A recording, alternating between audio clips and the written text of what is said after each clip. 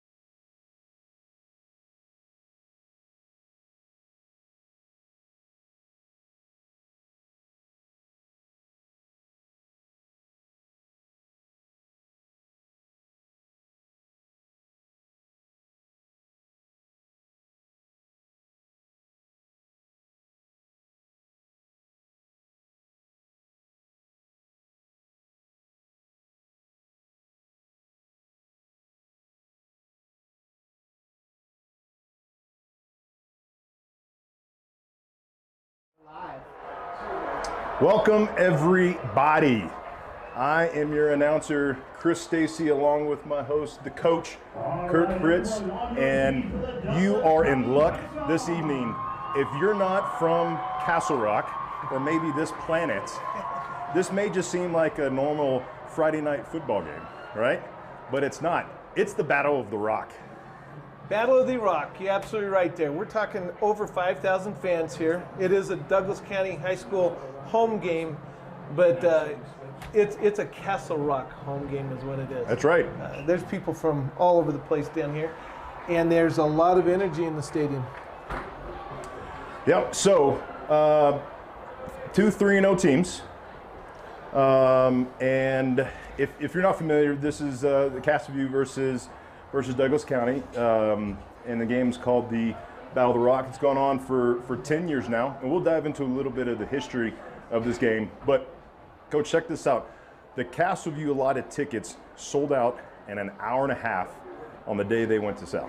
Yep. Hour and a half. That's how big of this game is. So each team was given an allotment of tickets, so the stadium should be divided up 50-50, and we're pretty close to that right now, but we've got all the students, we got all the fans, we got all the parents, we got cheerleaders, band. Now, this place is rocking. I hope we don't sound too much pro Castleview, but I do want you to know that there was an administrator that just walked through here and said that Douglas County High School couldn't get rid of 300 tickets, so they gave them to Castleview this morning, and we sold those up bright and early this morning. So I think I know what school's pretty darn excited about being here, whether it's their home game or not. Absolutely, absolutely.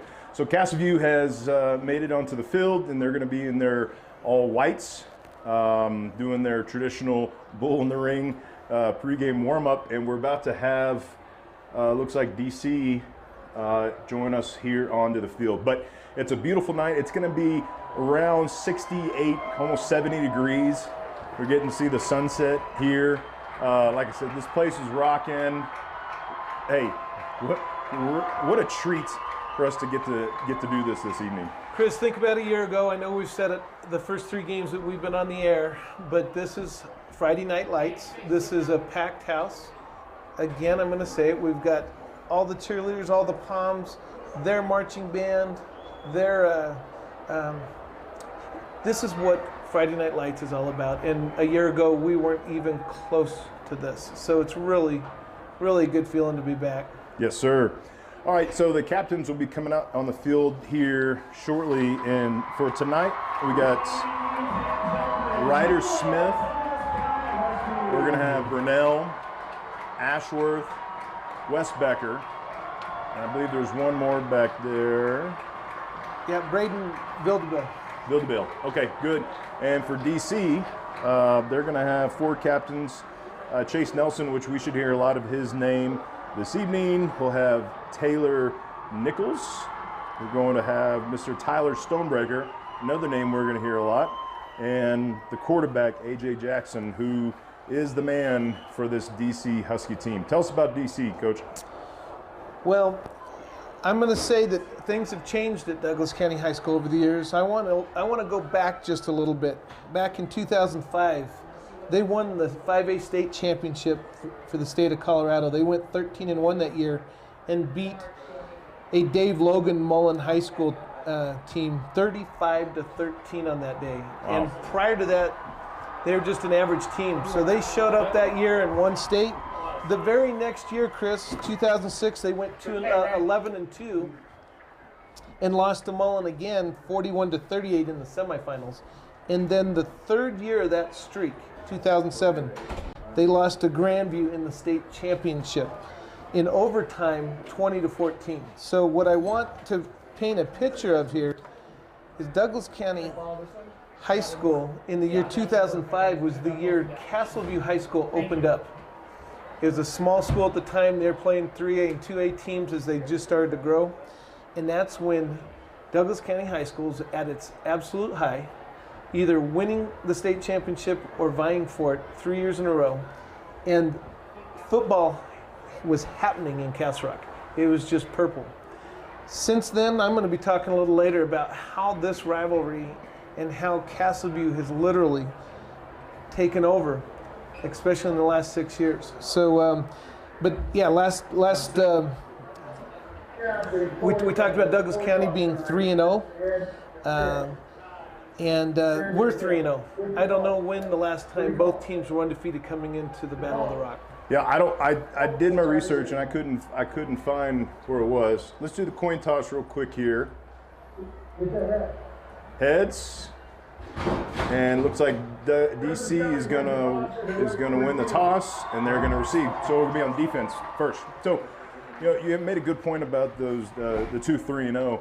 If you think about it, DC with their offensive weapons are going to score some points, and they've done that in the last 3 games that they played. They scored, I think they're averaging 45 points a game. Now, Castview is no slouches on offense either, but here's what I will say, is that DC has not played a defense like they're going to see tonight. No, here's who we're talking about. They beat Prairie View 48-19. They beat Northglenn High School 49-21. And their biggest game was Mountain Range, and they won 45-0. So the best team that they played was at Mountain Range, and they 45-0 in that. But they have not seen a defense. You're absolutely right. They haven't seen a team like Castleview. Yep.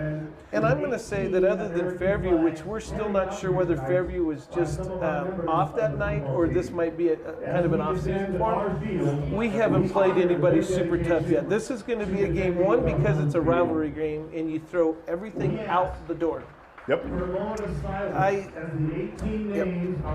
So we're going to have a quick moment of silence, and then we'll go into the national anthem. September 11th, 2001. Army Staff Sergeant Ryan Knaus. Navy Corpsman Maxton W. Soviak. Marine Corps Staff Sergeant Darren T. Hoover. Marine Corps Sergeant Johnny Rosario Picardo. Marine Corps Sergeant Nicole L. Gee. Marine Corps Corporal Humberto A. Sanchez. Marine Corps Corporal Hunter Lopez. Marine Corps Lance Corporal Dylan R. Marola. Marine Corps Corporal Dagan W. Page. Marine Corps Lance Corporal Jared N. Schmitz. Marine Corps Lance Corporal Kareem M. Nikui. Marine Corps Lance Corporal David L. Espinoza. Marine Corps Lance Corporal Riley J. McCollum. Lieutenant Bradley A. Foster. Lieutenant Paul R. Fridley. Naval Air Crewman, 2nd Class, James P. Buriak. Navy Corpsman, Sarah F. Burns. Navy Corpsman, Bailey J. Tucker. Now if you would please stand and remove your hats for the playing of our national anthem, performed by Douglas County High School Band, directed by Mr. Chet Aliga.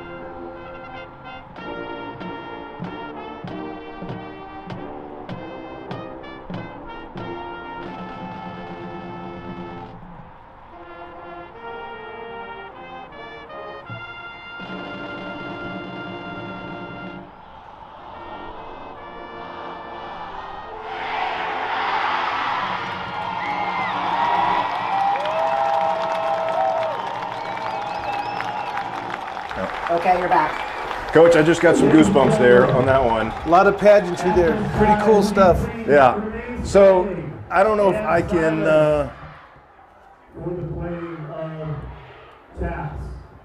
Oh, we're going to do taps here. Okay. Once again, please remain standing for the playing of taps.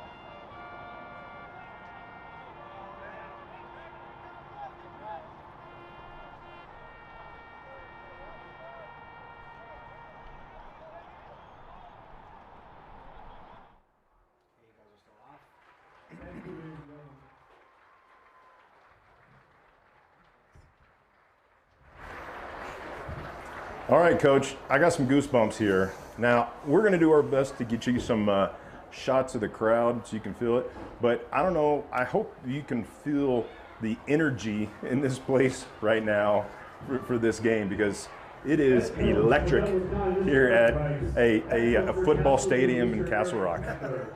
Absolutely. Yeah, and there's naturally energy between two in-town rivals. This is literally crosstown because you've got an interstate in between the two schools. But as I was saying, the year that Castleview opened up was the best years of Douglas County's history in football, and has never been there since, and Castleview's kind of snatched it right away from them, especially the last 6 years. So I guarantee you that this Douglas County high school team is ready. They've been talking about this probably more than any other game. And, you know, so have our guys. Our guys want this as much as anybody else, but it'll be interesting to see what happens here tonight. 2 3-0 teams that are ready to get after each other. That's right. So back for the kickoff is going to be Tyler Stonebreaker. And I believe Jordan Wilhelm is back there as well. If not, no, it's Chase Nelson. So those two names we're going to be hearing a lot. They're going to be catching and receiving, or catching and running the ball. Hey, it's Battle of the Rock. It's a crosstown rivalry. And here we go. 10th edition. 10th edition, number 10. Uh-oh. All right. Nelson couldn't handle the kickoff. Goes back for touchback, so DC is going to have the ball. The DC Huskies are going to have the ball at the 20-yard line to get it started. Let me talk to you a little bit about A.J. Jackson. I'm going to tell you what, A.J. has been a 4-year starter. We've seen a freshman quarterback at Fairview, and now we're seeing a senior who started as a freshman for Douglas County. And he has thrown for 3,100 yards in now his 4th season. Yep, great career. I think he's got about 425 yards thus far this season. Jackson's going to roll out to the right. He doesn't have much going, and Craig's going to push him out of bounds after a minimal gain. Now, one thing that you will see about DC is they've got some big old boys up front. And they, you know, this year it looks like they've been able to utilize that side by running the ball and giving Jackson some time so he can throw it. So we'll see how the Castleview defensive line can hold up against these big boys here. Jackson enters center, I formation. He's going to hand it off to Stonebreaker. He is wrapped up right away. Yep. We're going to have a passing down here with 3rd and long. One thing that you're alluding to was, one, the experience AJ has had, and 2, the lineman. He doesn't have an interception in 3 games, which has plagued him in the last 3 years. So he's not turning the ball over like he was. Hopefully tonight we'll be able to shake him up a little bit. Here's a passing down here. Jackson in pistol formation. He's going to roll out to the right again, see if he can get something open. If not, he's going to try to take it himself, and it looks like he's completed. Nice throw on the run there. to number 2. So that's Nelson. So Nelson's going to be their slot guy, and that's who he's going to go to. That's been his go-to target. Yep, he's Chase Nelson, 5'7", 140-pound junior, has 8 receptions so far for 175 yards and 3 touchdowns in three games. So DC's going no huddle, shotgun 3 back. It's interesting. And Jackson's going to keep it himself for a minimal gain. Looks like a loss there. Loss. Yep, we hold them on the first 2 downs in that first series of downs, and then give up the big 3rd and 9. Now, I'm hoping that we can stop that 3rd down conversion. We were having some issues with that with Fairview in the first half. So, Coach Hankey calls that the money downs. Yep. So we'll see if we get to one of those money downs, see if we can make something happen. So standard defense for Gassaview. You're gonna hear about the usual suspects. We're gonna hear Craig. We're gonna hear Ashworth. We'll hear Haggerty. Beto. We'll hear about Beto. So those are the names you'll hear a lot if you're new to the program. Jackson's on a keeper. He's gonna get about 8 yards. I'll call it closer to 7 there. He's a lot like Nate Schmidt in that he's another threat in the backfield. So if you've got, at one time he had 3 backs around him and him. There was 4 running backs right there. Any one of them, he's got the best moves. He can really scoot. Yeah, kid can go for sure. All right, so here's that money down we're talking about. We're gonna have 3rd and 6 on the 38-yard line for DC. And let's see if we can go get a stop here. Stonebreaker on the left-hand side. He's going nowhere. Right down. Nice job by a whole swarm of Gassaview. I saw Ashworth down there. I saw Haggerty. I saw 57. I saw Kevin Harvey. Yep. There we go. They're going to go for it here. And Hammondtree got in on the mix on that one as well, too. 4th and 5. 4th and 5. Quick kick it. Okay. Which isn't, that's a pretty smart move by DC. Yep. They're going to see if we can get a roll here. Yep. That just tells you the pressure we put them on. Great stand there. I'm going to tell you what, Coach Weiss, this is his first year calling our defense, has done an outstanding job. We saw that in the goose egg that we put up with Heritage, the second half of Fairview, and pretty much the first 3 quarters of a Rangeview game that just kind of got away from us in the 4th quarter. Yeah, but it was 4 straight quarters of scoreless football until the the sneeze of the 3rd quarter there in Rangeview. Yeah. That onside kick we weren't expecting. I bet that's not going to trick us up. Oh, Haggerty's going to go deep. He's got a guy. Go! First play of the game, we went with a halfback pass. We pitched the sweep with Haggerty, and he is a left-hander.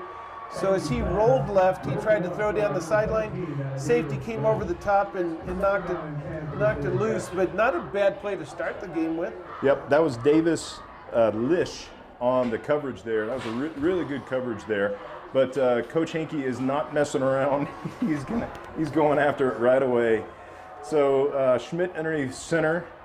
Got a couple backs in the backfield up the middle. He's still moving, and he's going to get about 6 out of it to make it a manageable 3rd and 4. I'll tell you what, Douglas County brought 2 middle linebackers up right basically behind the line of scrimmage. And they either stuff us at the line of scrimmage or we break that line of scrimmage and make good yards like we just did. Crowd's getting into it now. Here we go, 3rd down. Schmidt has got Ursetta and Westbecker in the back, split backs. Just go run it down the throat here. First down. Westbecker. When you average 3.5 yards a carry, that's huge. We got no yards that first down with the flea flicker and picked up a first down in 2 plays. Right. That tells you so far things are looking pretty good. Pretty good so far. If we can run the ball like that, there's all sorts of things. I wouldn't mind doing that for about 4 more quarters, 3.5 quarters. It's 7:34. 7 minutes and 30 seconds left here in the first quarter.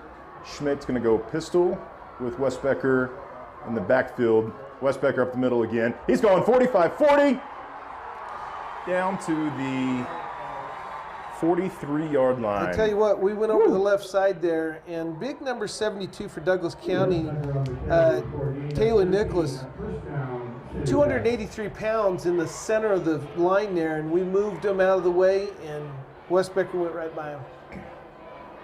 Nice 13-yard pickup there by Westbecker. Coach Henke going to the senior early on with the Haggerty on the reverse pass, 3 straight to Westbecker here, and doesn't look like he's going to slow down anymore. So 3 receiver set, shotgun. Schmidt's going to roll out. Westbecker got a hold of somebody there. Great pass to Haggerty for a nice 6-yard gain. Lots of composure by Nate. I tell you what, he came out here, he had a curl in front of him, and it was going to be him throwing behind and throwing the opposite, and he decided not to and took the out on the sideline. That's a smart play there. We might have had illegal motion, and as I saw it, right as the play happened, we had a receiver in motion. Shouldn't have been. Oh, they got us for holding. I think when Westbecker pancaked him, he gave him a hug. Gave him a hug too. So, yeah. All right. So talking to coaches before the game, they felt that outroute was going to be open for him, and the key was to go ahead and take that and not get sucked into the big play, but go ahead and take that while you have. And it was a simple one. We just need to maintain our blocks in a legal way. So that was a big one. We're going to have a 1st and 22 here. Brunel, pitch on the outside. Oh, if he gets makes outside. a move. He's at the 40. Get back. Go. 45. He gained most of that back, Chris. Yes, he did. So we're going to have now a 2nd and very manageable 7. And that was a pretty simple play. Brunel just came around, motion in the backfield. Nice little toss to the left. Really happy for David Brunel. I'm telling you what, he's our backup quarterback. We've been vying for the quarterback spot all off season, and he's getting a ton of playing time on the field. That's a big pickup for him. Yep, made a really good move there. Got on the outside. Deceivingly fast is that young man. Okay, here we go. Schmidt's got the 2-headed monster of Ursett and Westbecker in the backfield. He's going Rolling to out again, look fake. deep. He's got Ursett. He's just taking what they're giving him, but Yep. they're going to come back to patterns that are deeper than that and say, listen, don't take the short one on 1st down, take that long one, nobody's covering them. That's right. And we got another 1st down. So good catch there by the junior. Ursett takes the ball to the 46-yard line, and we are still moving here. Chris, we're going to learn a lot about our team here tonight as to whether we have gotten over the hump of hurting ourselves with penalties. We got away with a couple things here, and now we can keep the flags in the pockets of the referees. Brunel and the keepers and take Westbecker up the middle. They are not stopping that. You could do that most every play. 11-yard gain there by Westbecker. He's running hard tonight. Coming into this game,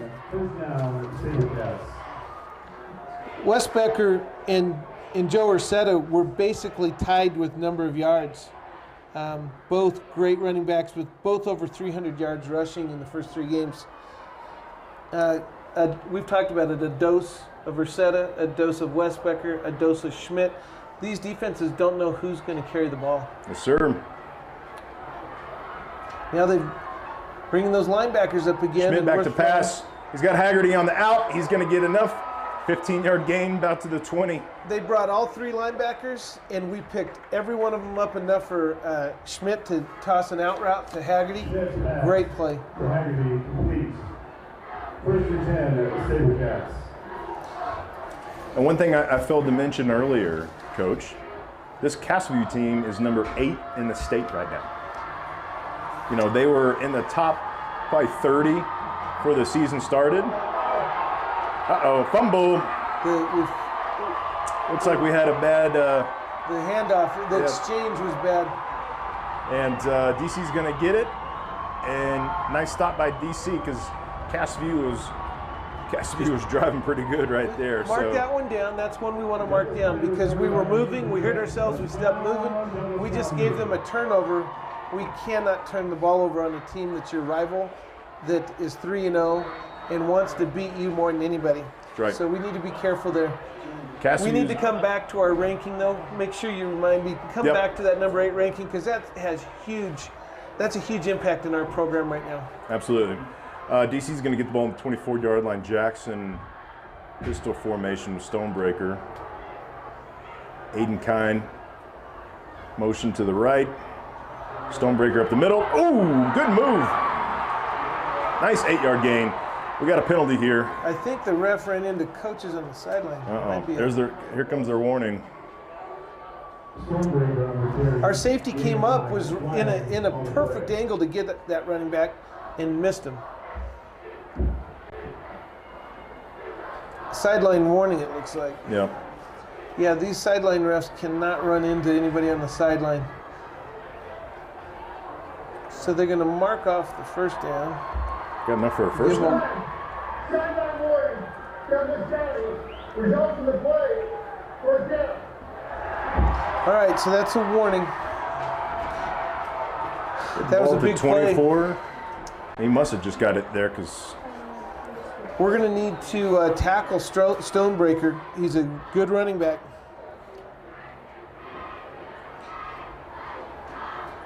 He's a 5'9" senior, has 356 yards rushing coming into this game. Averages 8 yards a carry, Chris. that's those chunk plays we always like to talk about here. Back to Stonebreaker up the middle. And he's going to get, after a good 5-yard run there. So it looks like he's getting to that linebacker level. They found a couple spots here they like to attack, it looks like. Yep.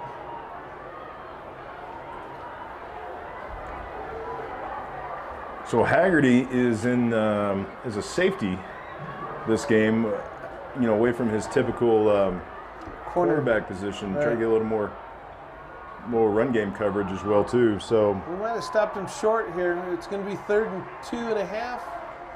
Looks like that was Jack Show's number 45.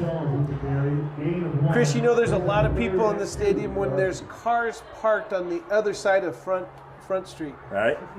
Well, and I'd be interesting to see how many people are watching from the fences. From the fences here too. Yeah. All right, big down, 3rd and 2. Let's see what happens here. Come on, Craig, go get one. Jackson back to pass. He's looking. No pressure yet. Oh, he's going long. He's going deep. Uh-oh. Looks like Hammondtree got turned around there. Oh, that was Jackson. Boy, AJ has an arm. That was a 50-yard dart. Reared up and got one there.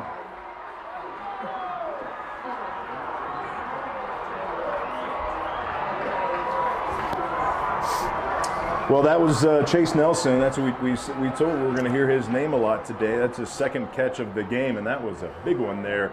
Ball was right on the money.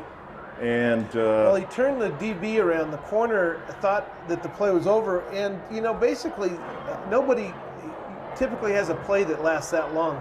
That's right. Look like it's blocked. No that good. That might come back to hurt him. We got a piece of that, so it's a 6-0 game. 2:42 left here in the first quarter. What happened was we had no pressure on AJ on a 3rd and 2. They decided to throw it. They're probably just trying to get a 5-yard first down. When there's no pressure, those receivers just now start finding an open area. That receiver on that sideline had that corner turned around, and he just started heading towards the end zone. All AJ did was throw it as far as he could. It looked like he was throwing a javelin. So, and that was based off the turnover that, Castleview was driving all the way down the field, fumbled the ball about the 24-yard line. So, props to DC for being able to convert on that turnover there.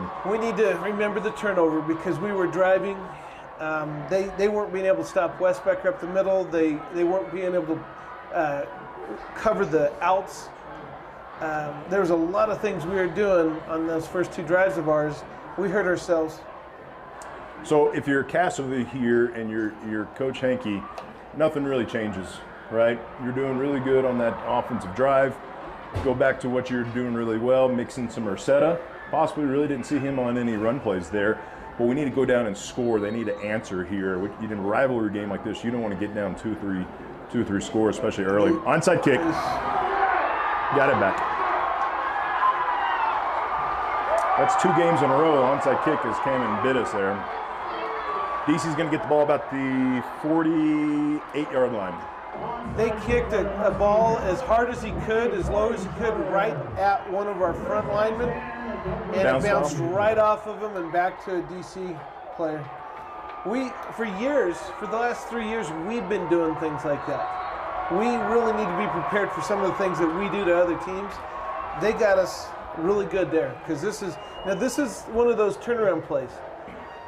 They might try to go deep right here. Right away. This is a change of momentum. We're back on our heels.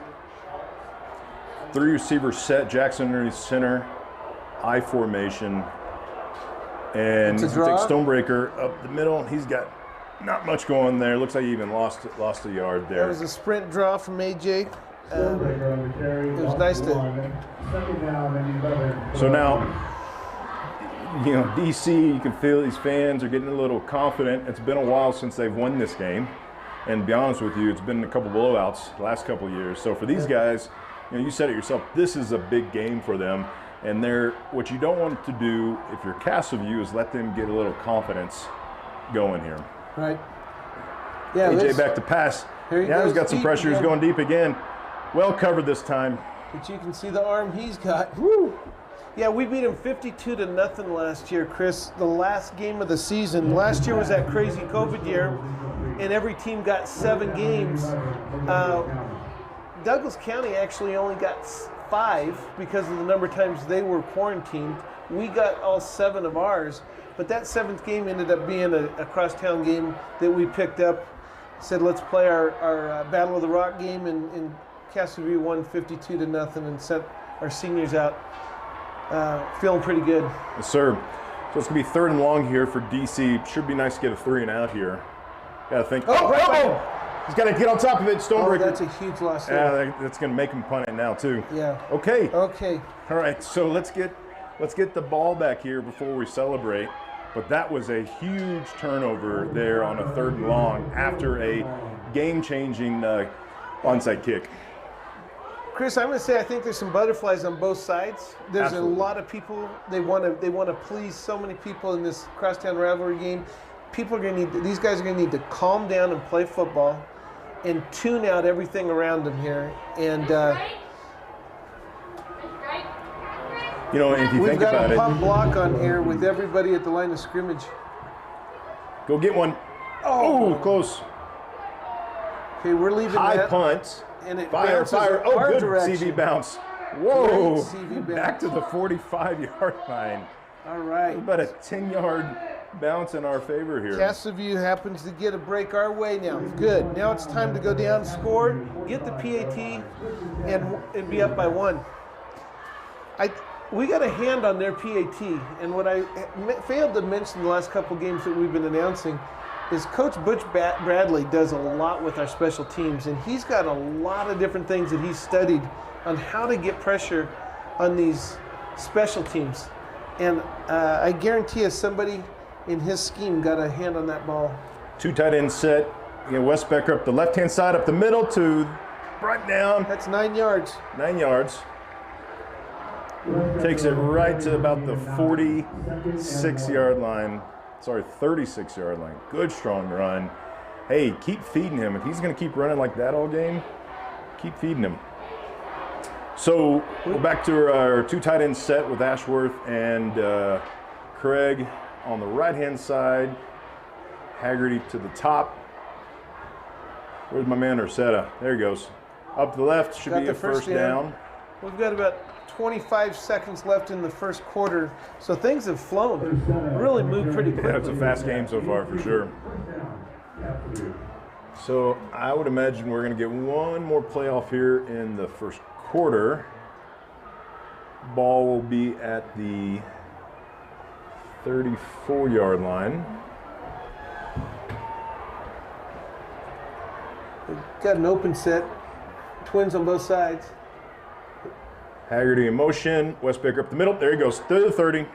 They are not stopping just our 29-yard fullback line. dive. So that should be the end of the first quarter. Wow. This is fun.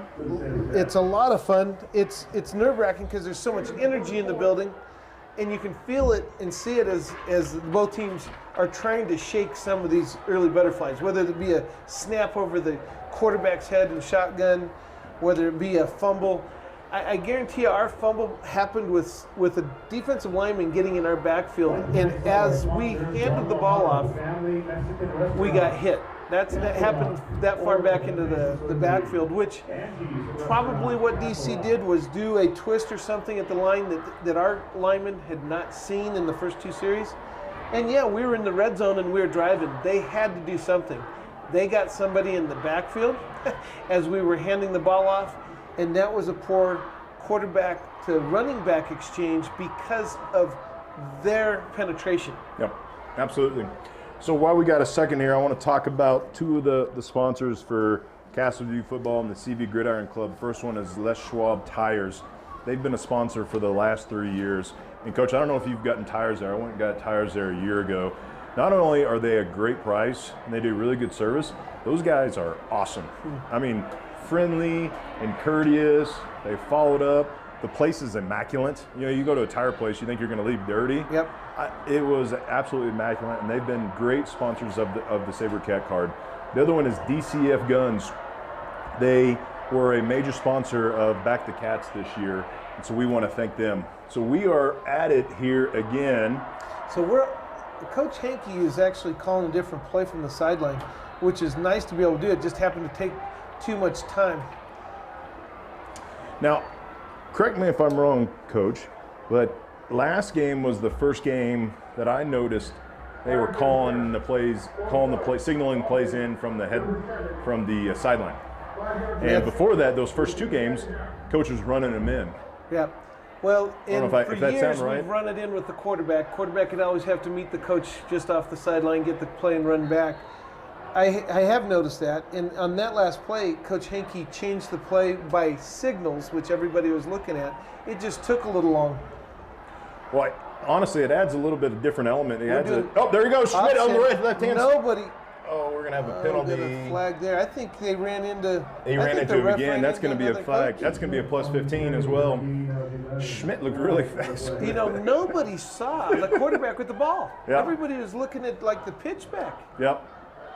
And he was moving on that one there. They're going to add 15 on top of this. How far did he get enough for a first down anyways? It can't be a warning. Okay. He was close to a first down. That referee on the DC side is not having it today.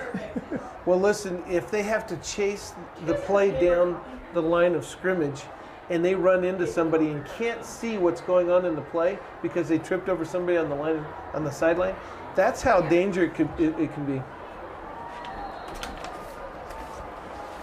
Well, it's going to be 1st and 10 on the 18-yard line.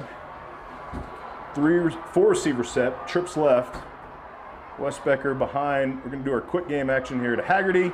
He's got it. Oh, good tackle, but he's going to get about 3 yards out of it. But hey, I want to go back to what I was saying there.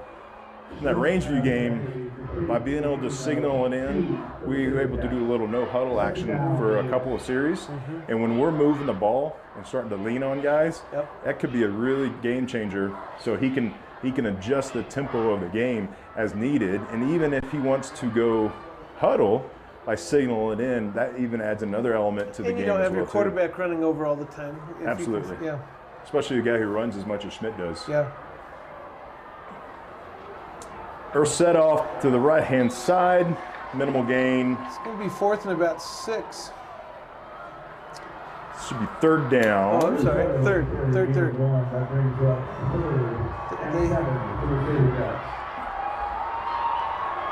So I think we're going to hear it from the crowd, from the DC crowd. Yeah, it just happens to be the DC crowd's on the north end, and we're going into the south end. Yeah.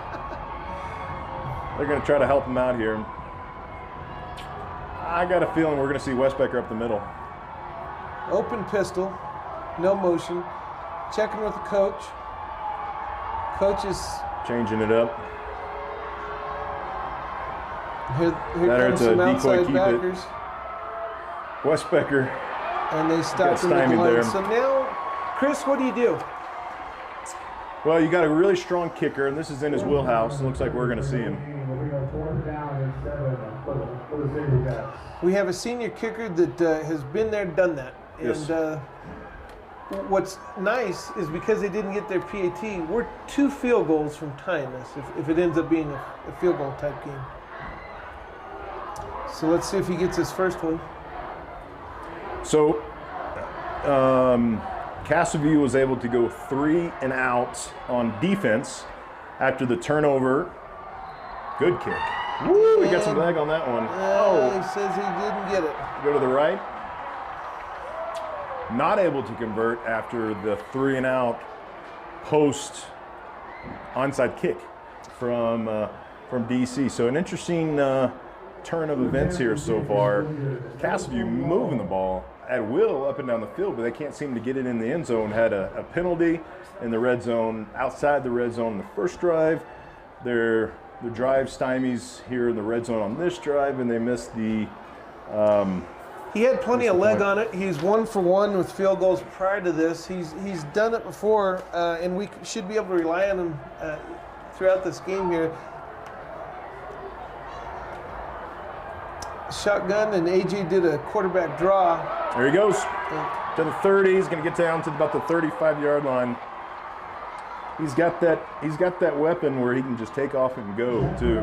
Yeah, and he looks so effortless, but he's gaining so many yards doing it. Right, he's a glider. Yeah. AJ, 4-year starter for the Huskies. So think about AJ. This will be his 4th game. It's a senior and hasn't won this game since he showed up to DC. Yep. You think he wants this one? I know he wants this one. We'll give it to the fullback up the middle. He doesn't get much. I think that was Shaw's again. All right, so AJ, he's 6'1", 190 pounds. Like we said, he's a senior. He's thrown 26 passes, 40 passes, and completed 26 of them for 445 yards prior to this game, and has 6 touchdowns with no interceptions. I said it a little earlier. He turned the ball over a lot his first 3 years. He has yet to turn the ball over this season, and that's huge for Douglas County. You know, part of that blowout win in last year's Battle of the Rock was from those turnovers. I think he had 3 interceptions in that game. He's got a guy. He's still going down to the 30. See, that's another aspect of him having so much time.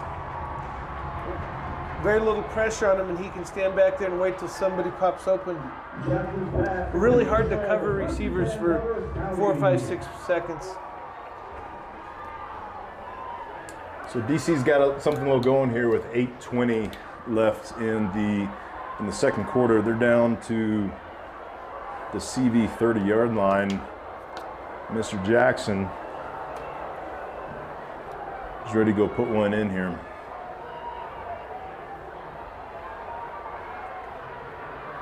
Stonebreaker up the left-hand side, cuts outside. He's going to get enough for about 4 and brought down. He's shifty. He averages 8 yards a carry coming into this game. It was Hammondtree on the tackle for Castleview. I don't know if you saw that there. They were trips formation towards the wide side of the field and went off to the left there. We got a discussion here. I didn't see a flag though. Did you see a flag? I didn't, but DC's players were moving backwards.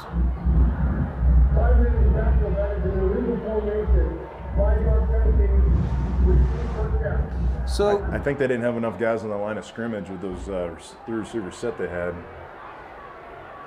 We'll see if they can make up from this penalty here. Puts them back to the 35-yard line, 1st and 15. Jackson's going to roll to the right. He's looking fairly deep. Oh, almost a really good catch, but a great pass breakup by Jackson Littman. Yep. Right as the ball got to the receiver, Jackson hit him. Ball came out. He didn't get it. And the receiver there got hit hard, and he's going to take a little bit of time to get going here. He was up in the air. He almost made that catch actually, but good pass breakup there. Good solid hit by. So our defense shut out Heritage 27-0 in week 1. And the team right now has a total of 11 sacks in the first 3 games. We've been getting pressure on the previous quarterbacks. Right now, we're having a hard time getting pressure on AJ in the fact that he's got plenty of time to pass the ball. We need to get back to doing what we've been doing against a good Fairview quarterback. And now, correct me if I'm wrong, but in that Fairview game, we didn't get much pressure on him. But it was in that second half when we dialed up Craig and dialed up Ashworth, and then we started getting pressure, and that's when we finally shut down the quarterback and put the goose egg up there in the second half. Yep. Jackson back to pass. Oh, you better watch out. He had some pressure that time. Threw it out of bounds. Yep. But he did have pressure that time. Rolling to his left. He's a right-handed thrower, so rolling to his left. He was flushed out left and tried to square his shoulders and get it downfield, and he threw it out of bounds. But that's the kind of pressure we're talking about. It's 3rd and 15. And this is an interesting situation here because of where the ball's at. We're talking 35-yard line. And probably 2-down territory. Yep. You know, that's an interesting point you brought up there. He keeps rolling to the right. Obviously, that's his comfort there, being a right hand. If you're Cassaview, flush him to the left. Now they're going to try to screen. Jailbreak. He's got enough for the first to see if he can go all the way down to the 20-yard line. Just got the first down. Nice play. Nice play there by DC. 3rd and 15, and they got 16 yards, Chris. Yeah. Chase Nelson. AJ set it up correctly. Offensive linemen did their job. Nelson was able to make it the reception, break a tackle, make a couple cuts, and knew where to go to get that first down there. All right, 1st and 10 at the 20. The DC Huskies with 7 minutes left in the second quarter. Stonebreaker just trying to break somebody there. Yeah, he took the leather to the defender there. Yeah. Minimal gain. 2nd and 9 for the Huskies. We had a linebacker that was made it look like we were missing a player. A player wasn't in the right position. I know he was waving somebody over. They're calling a play at the line of scrimmage, trying to keep the pace moving. Jackson's back to pass. He's got a little pressure. He's going to take it up the middle. Cuts to the left. Sees about to the 10. He's going to go out of bounds. Should make it a 3rd and short here. So we had everybody covered. He just scoots up into the pocket there and scrambles out. And 2 for the Huskies.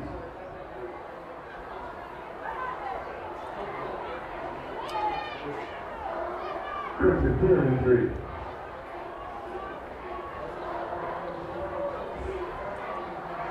Now, Jackson's going to go, they're going to go big jumbo here. He'll try to sneak one up in the middle. Fumble! And he's going to do that, and it's going to be short. We blitzed. He fumbled the snap. All he did is pick it up and try to get as many yards as he could. It's going to be 4th and short. And they're bringing some players on. I don't know that it's the field goal team. Almost looked like a hog set where they're going to try to get the 1 yard here. Yeah. So talking to the coaches on the field before the game, they said on these short situations, he's they're a going to kicker. kick it. Okay. Number Tanner 7. Rinker. Let's see if they can make up for that PAT.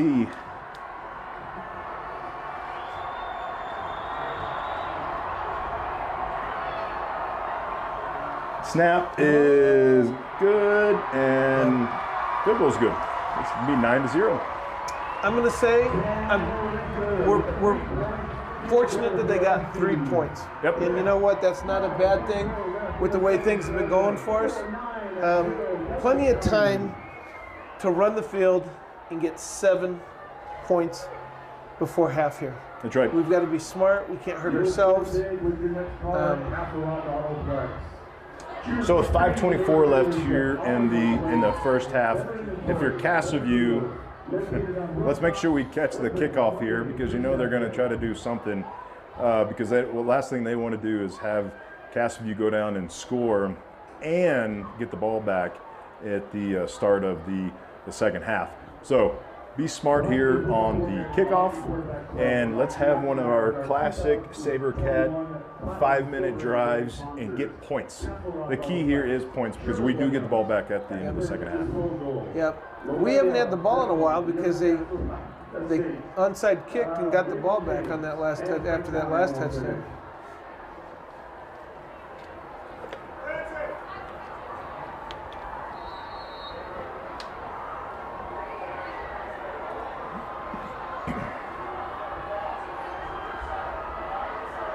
Well, that was a good kick there by Rinker. Snap was a little high. Holder's able to get it down, and he boomed that one through there. So we're going to have to keep an eye on that for later in the game. All right, we got a regular kick into the end zone. Like I said, that kid can kick it. He can kick. Yep. We got Tanner Rinker. He's a junior.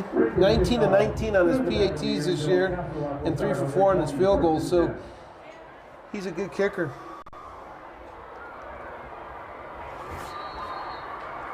All right, here we go. This is the start of a drive. Very important one for us. Oh, they've got too many. DC's got a guy running on late here. They look a little. 6, 7, 8, 9, 10, 11, 12. They might have too many. They were short and they added him on there. They're set up with a minimal gain there on 1st and 10. Can't seem to get him loose. Here comes the big 72 for the nose guard position.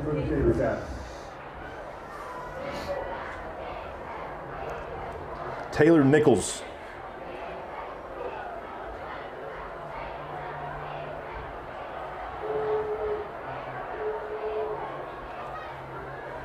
They're set off to the right-hand side. Get around that corner. There he goes to the 30. Leans forward. He's going to get plenty there. 12-yard gain. Takes the ball to about the 33-yard line. Great block out there. I think that was Blake Haggerty, and actually got the corner because Blake hooked that corner out there and he got the sideline.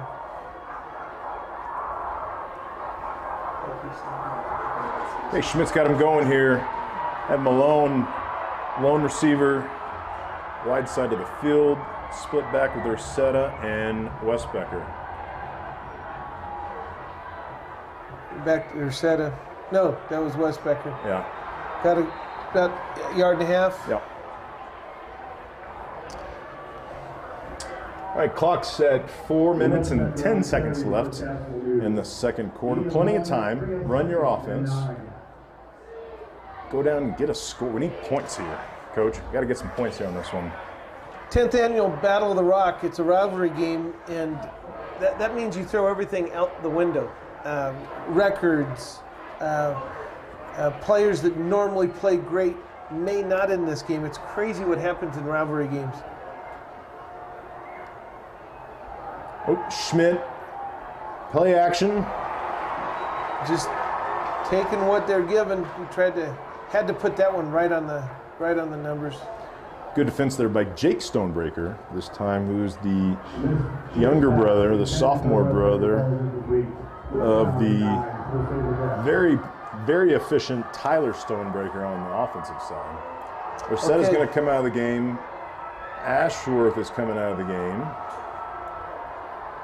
We're going to have a 3 receiver set, Westbacker in the backfield, 3rd and long here for Caspi. They need some points, or need some yards here. Haggerty off to the left-hand side, and we're going to get a hold in there. That was a late call. He just Yeah. We got a Cassidy player down as well. Gain of 4, flag on the play.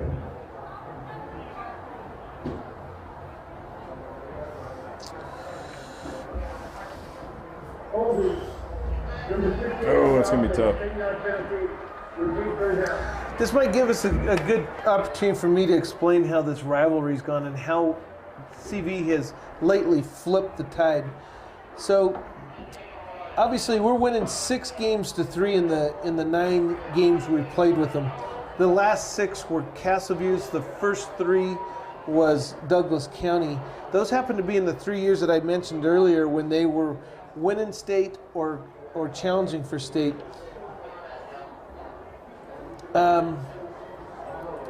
In the 6 Castleview wins, Castleview's outscored Douglas County 173-58. This is the 10th season in this rivalry, and CV has gone 40-53 in those 10 years, where we were winning 43% of our games. And Douglas County in those 10 years has gone 34-56, winning 38% of their games. Now, since the new staff, Hankey, K-Spear staff, those last 6 years, Castleview's gone 22-11, winning 67% of their games. And Douglas County has gone 8-20, winning 29% of the games. You're seeing that big shift. And right now, Castleview's got the edge. It may not look like that in this game, but Castleview's definitely taking the reins on this rivalry. So if you think about it, not only has these seniors haven't won a game, but this program hasn't won this game in 6 years, right?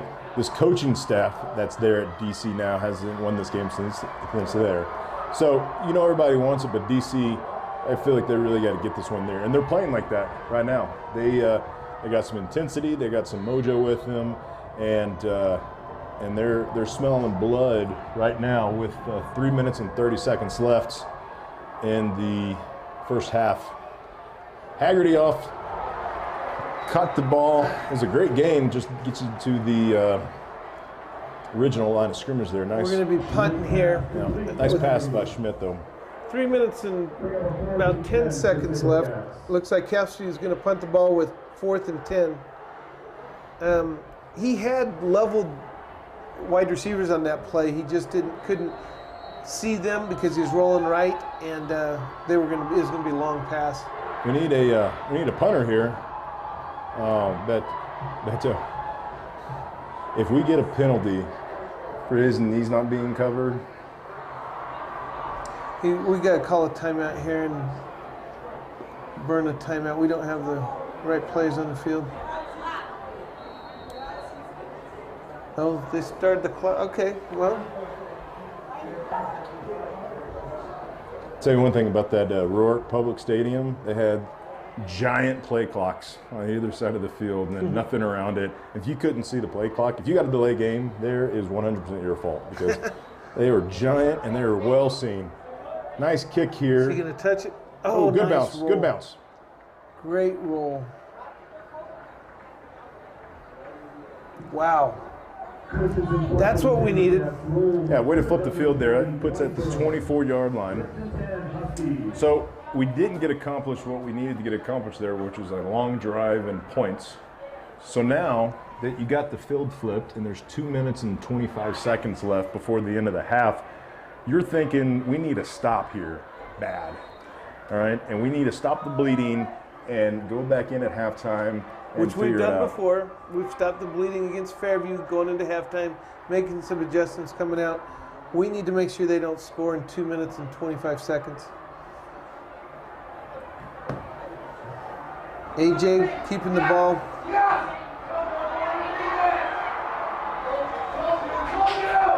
That's a 13-yard gain, 14-yard gain.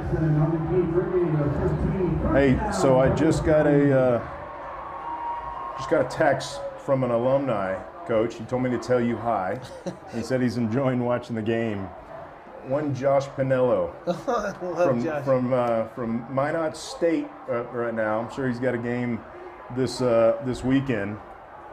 Yep. AJ, another good pass. Going to get enough for a first down there. Keep So that clock going. Keep the clock going.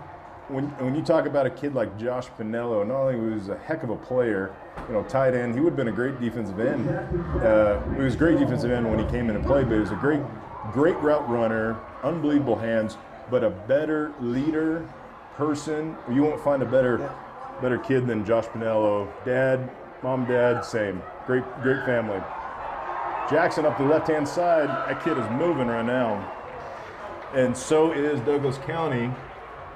With minute 51, they're already made up the field flip from the punts. They're down to the 26-yard line.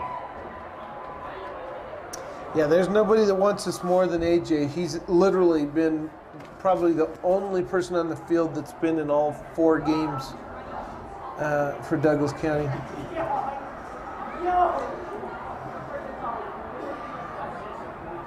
Nice mix of running and passing, and if the pass isn't there, AJ's scrambling. Breaker on the carry for the Huskies. Game 4, brings up 2nd and 6. Minute 30, and the clock's moving. All right, so bend don't break here. We love to have a stop, love to have a turnover, but what we don't want to do is give up 6 here. We Stonebreaker off to the right-hand side, makes a great move, another broken tackle, still on his feet, finally brought down. Man, is he tough to bring down. We've got our hands on our hips. We've really got to get ourselves together here, keep them out of the end zone. So I feel like I haven't called Brody's name yet. We haven't called Craig's name yet. And I haven't seen them flash. I'd like to see them get in the mix a little bit more. The second half, 1 minute and 11 seconds to go. Finally some pressure on him. He's got it. Touchdown.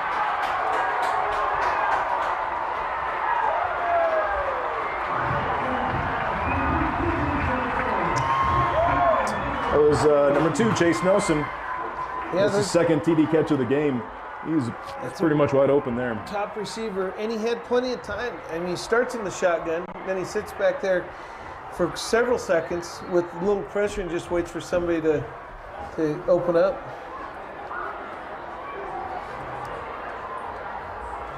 So now on for the extra point. I'm surprised they're not trying to pick up their missed PAT here. Especially with how they've been able to move the ball. I guess when you got a kicker like that. So, well, all the things that we're saying we need to do, Coach, we're not doing it right now. No, we're not. I'll say the biggest thing that's happening is we're not getting pressure on AJ, and we're giving him openings that he can slide through and weasel out, head to sidelines, pick up 15 yards, and that's after a broken play. That wasn't a called quarterback draw on some of those. That was him being in the backfield, not seeing anybody open, and the pocket breaking down, and him taking the outlet and picking up 15 yards, 10 yards. So it's obvious that Cassview doesn't have anybody spying him, and sometimes when you have somebody that's that dominant, you try to get somebody just to spy him. Right. So if we're looking at adjustments at halftime, which are going to have to happen, we can't keep doing this. It'll be interesting to see what they do. And we had a different team that came out after Fairview's halftime. That's right. Well, and I don't know what the exact number was, but we were down 15, maybe 13-0 last year against Douglas County. And they scored the first 2 touchdowns, and then they didn't score again. Yeah. And so, we've seen this before.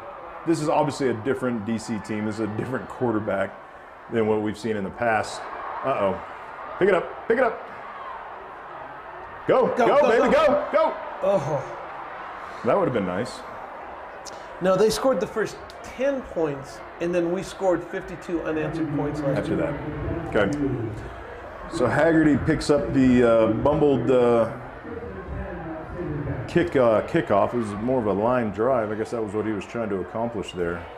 That's a pretty talented kicker. If you can kick it up in the air and into the end zone one time, line drive it to up man on the front line off of his shoulder pads, and then line drive it to the 5-yard line on that last one. And we're seeing his whole talent set here. Yep.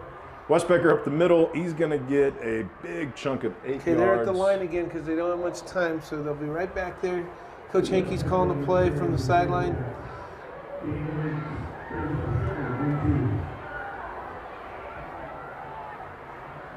Nate Schmidt getting everybody set. Doesn't see anything on the right, so he decides to get out of bounds.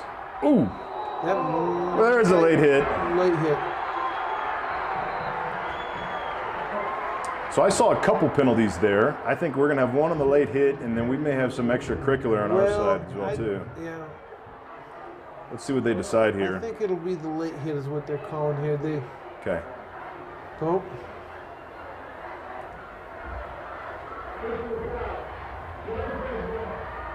Oh, blindside block there. Oh, wow. They didn't call a late hit at all. So that... Well, that'll stop a drive for you. Yeah, well. So, some bad penalties. Turnover. 2 turnovers if you count the onside kick there. And really, the first couple drives, they did a good job of containing AJ and this team. But other than that, they've been able to do whatever they wanted to, as either running the ball and then getting guys open in the backfield. Well, we got 31 seconds left. We just need to get out of this half. And we're moving on the line. We've got some regrouping to do at halftime, that's for sure. And there is some momentum, serious momentum on DC side. They've wanted this, and you can feel it. We're going to have to step up and take it away from them. It'll be nice that we get the ball to start the second half. So we've got some SaberCats from West Texas checking in and saying hi, watching the game. We got the whole Oster clan out in West Texas watching the game. So Charles, Cole, good luck with Cole tomorrow with the game. Good to have the Osters, buddy Charles. Uh-oh. Geez, don't let them get that. They'll decline that penalty. And did they get it? I got it down to the 1. Just let the clock run out. Let's get out of here. We need to make sure we don't get a safety here. Clock stops at 14 seconds. Illegal. Both slot backs went in motion, came towards each other. Can't do that. No. And then the ball was snapped, I think, over the quarterback's head. No, he turned and pitched it over of those. Well, maybe not. So they declined are they going to? I don't know what happened. Yeah, okay. So they're going to take the illegal shift from the original line of scrimmage.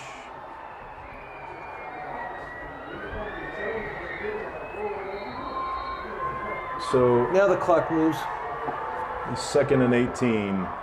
What he ought to do is just stand there, not call a play. Timeout. Castleville. No, you're right. We've got people all over the place listening to us and watching us. Shout out to friends and relatives in Durango and Houston and St. Louis. And I know we've got alumni that are getting in contact with us. We've got grandparents. We have Coach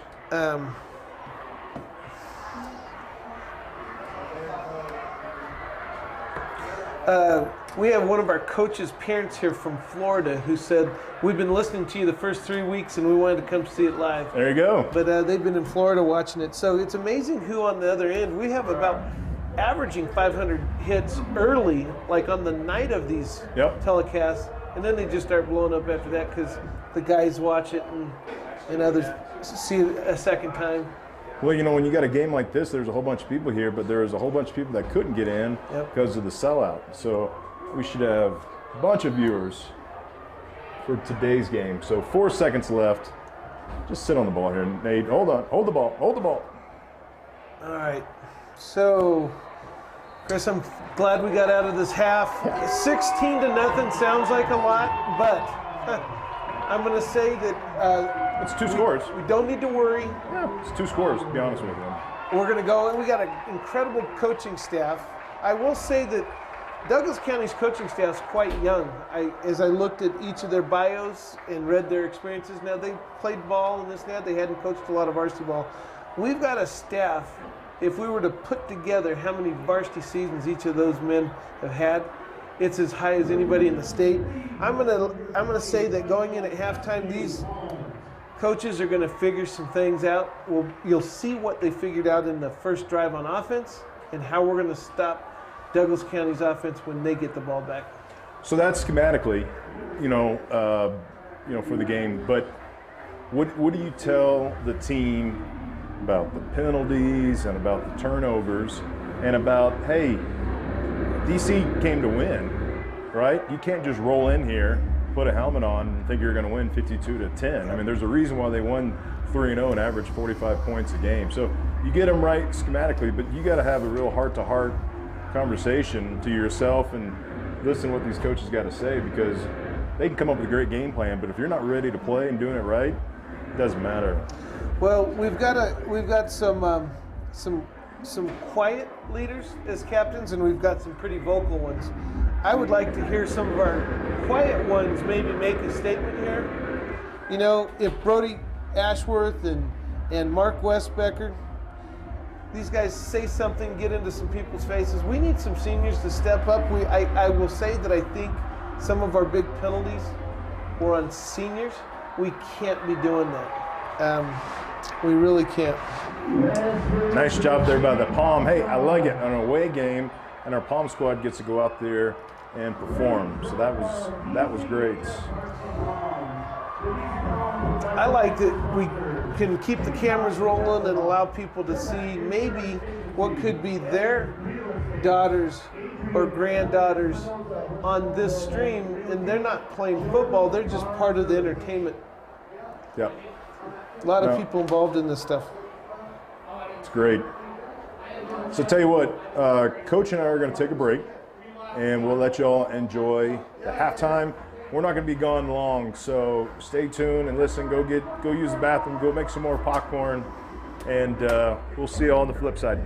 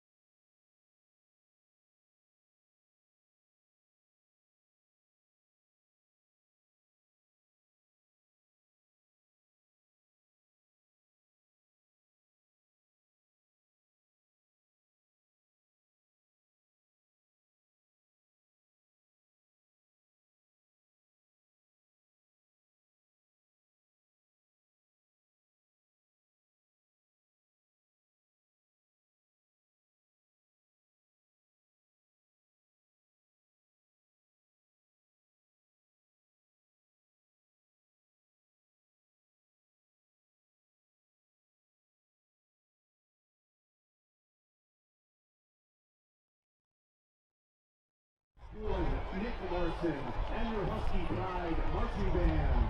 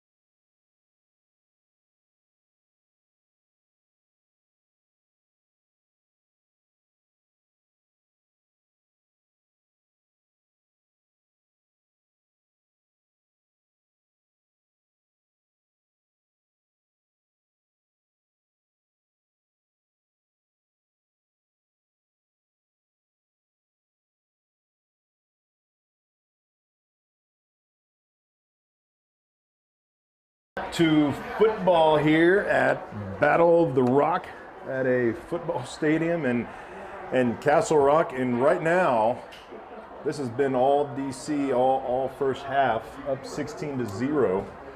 Coach, we talked about what Cassview's going to do at halftime. I want to know what you think what DC heard during halftime. Where's their head at going into the third quarter here? They were probably told this is a team that's had your number for the last 6 years, that they've outscored you by hundreds of points in the last 6 years, and do not let the gas up. If you think you can let the gas up on that crosstown rivalry, on rival, they'll come back and beat you. So I'm sure there was a lot of energy in both locker rooms. Right. Because DC's really been on the other end of this a lot more than we have the last 6 years. Absolutely. So for the kickoff is Tanner Rinker, who had an unbelievable first half. See what he does here. It's going to be a squib kick. Picked up about to the 20. A good little return there for about 11 yards. There is a breeze out there. I know at halftime we're standing out there, and it's blowing from south to north. I don't know if that's going to play any part or has played a part, but just something to know. Yep, good breeze going right now with the flags there. So I think we're going to learn a lot about this Castleview team right here on this drive. Schmidt's going to give it out to Ursetta, and he's going to get 4 yards, tripped up. And we got a flag. One thing I wanted to talk about before we get too far in the second half, we're ranked number 8 in the state right now.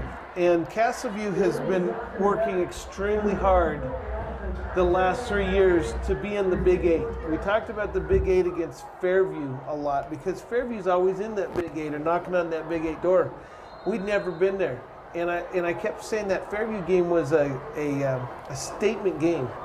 Well, we beat them and kept moving on. This is another statement game. If we're an number 8 team or somewhere close to it, this second half's going to tell us whether that's where we're at or not. Yep. Now, that's not how we wanted to start the drive there. Haggerty, pitch out the outside, breaks a tackle. He's going to get back to the original line of scrimmage for a 2nd and 19. Here's a 2nd and 20 for the Saberjacks. So starting to cool down a little bit. It is. Feels like fall finally. It is fall in Colorado. The blazing hot sun has gone to bed. And it is a little breezy. Those flags are moving. That means when they flip the field, DC will have wind next quarter. So if we're going to take advantage of it, we got to take advantage of it now.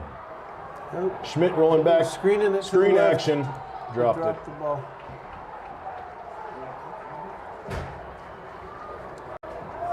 Schmidt's pass intended for 32, incomplete. Here's a 3rd and 21 for the Saberjacks. I will say our team is not built for these long yardage downs. It really isn't. It's built to pick up 3-4 yards for 2nd down and make it a super easy, manageable 3rd down. And think about it. We've been in a lot of 3rd and long situations here tonight. Yep. And you know what else we haven't? We haven't got that turnover on defense as well. So that's another. If we're going to get back in this game, we're going to have to turn up that turnover defense. Schmidt has got Haggerty, overthrew him. I tell you what. That would have been pretty. That would have been. He threw that ball in the run. That's a pretty good throw there. Just missed him.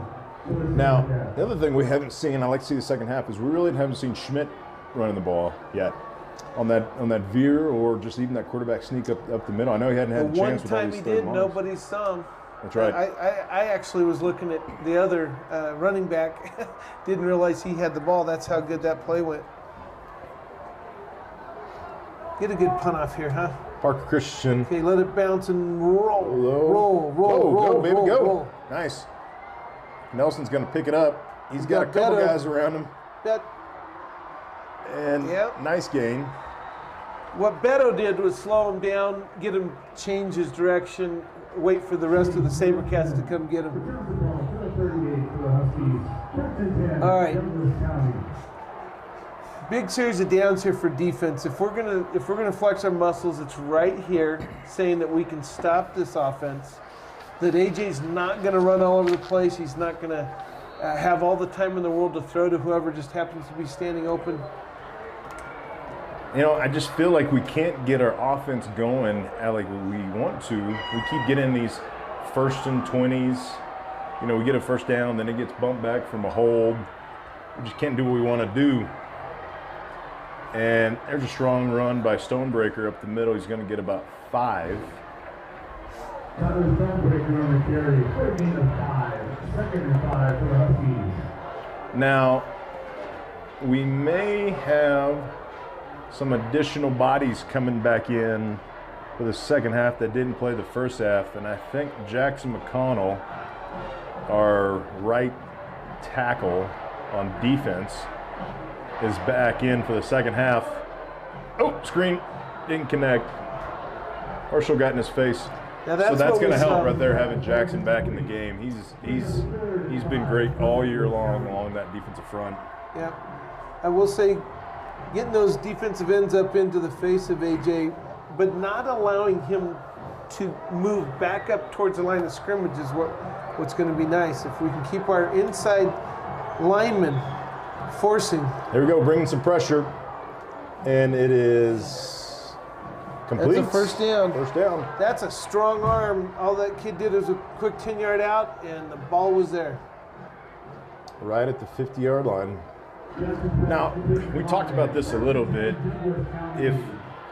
If we're going to get some pressure on him, I like to have it coming from AJ's right-hand side so we can get him moving to the left, because it's pretty tough for a right-handed quarterback to be throwing on their left. And when we saw AJ be a little bit inaccurate. There you go. That's exactly. Come on, Brody, go get him. That's what you're talking about right there. You talked about that. He wanted To go to the scramble right. And had 2 Casablanca SaberCats in his face, so he had to come back to the left. He still almost got that ball to that receiver. But he didn't have the accuracy that he's had in the game when he's coming to his left there. That's the pressure. So when you're talking 2nd and 10 now, that's exactly what you were talking about. Pressure in his face and forcing him to escape left. 2nd and 10. See if we can get him going here again. Nice tackle. That's our man right there. Yep. Good to have him back. I believe that was. Yeah, I believe that was Jackson McConnell. Yep. Good to have him back. He wasn't in the first half. Right. Yep. So. Big down here. Here's why. Third and long. Douglas County has showed that they can pick these kind of yards up on 3rd down. It's Yes. either AJ with his feet, or you got Stonebreaker who's made quite a few moves here tonight too. So we're gonna look screen here, and we're gonna look AJ to scramble. Oh, Get him! Oh, get him! Go score! Pick it up! Go score! Oh, he's saying he's down. No, the white hat did not see the play. I don't think the white hat saw the play. He didn't know where the ball was at, so he called it He dead. thought he was down. Oh my gosh, that would have been That huge would have right been there. huge. I tell you what, the pressure up the middle is exactly what we're talking about. Woo, okay. Okay, now the wind's in this punter's face. Well, and look how close AJ is as he quick kicks it. Okay, block. We do not want to block in the back. Oh! Snap, Blake. Go, Blake. Go, come on. Hey, make it a Be clean smart, block. be smart. Make it a There clean we go. block. Oh, don't call that. That was a clean block. He put his helmet in front of his shoulder pads. That hurts. These are the little breaks that Casablanca needs right now. We're so used to replay at Division I college and the NFL. I don't think that was an illegal block. How do you call that on a great, when a guy's making a great run like that? He brought the runner, he brought the defender to the blocker. The blocker was waiting for the defender to run right into him. And the helmet looked like it was in front of the shoulder pads. Anyway. Even if it's on the side like that, that's not a... These are the plays, Chris, that Castleview needs desperately, because let's hand it to the defense, because we literally did what we needed to coming out the second half and stopping their offense. And got some pressure on quarterback A.J. Jackson. Now it's up to the offense to find something different, because that first drive did not work for us. So, oh, what a turn of events there. We should have had a fumble return for a touchdown, and we should have the ball at the midfield here off the punt. So Schmidt's going to keep it himself. Yep. There's a good 5 yards. See, that's like I said, that's an element we didn't see in the first half, because if you notice there at the end of in the second quarter, they started holding up Westbecker there. Boy, there's been a lot of yellow hankies on the carpet here tonight, especially the second half.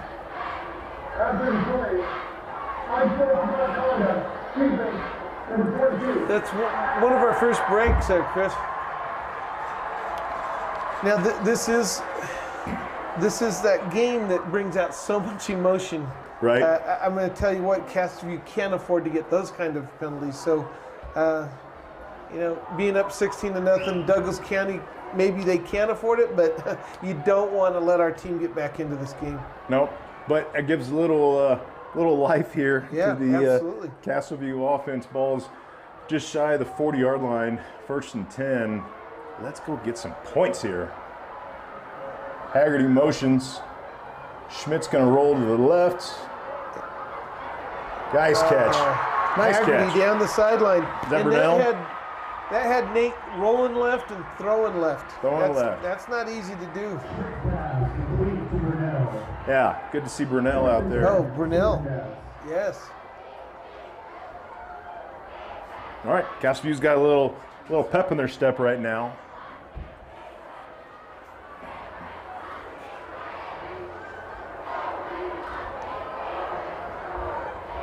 You've got Ursetta in the backfield, and Schmidt's going to take it.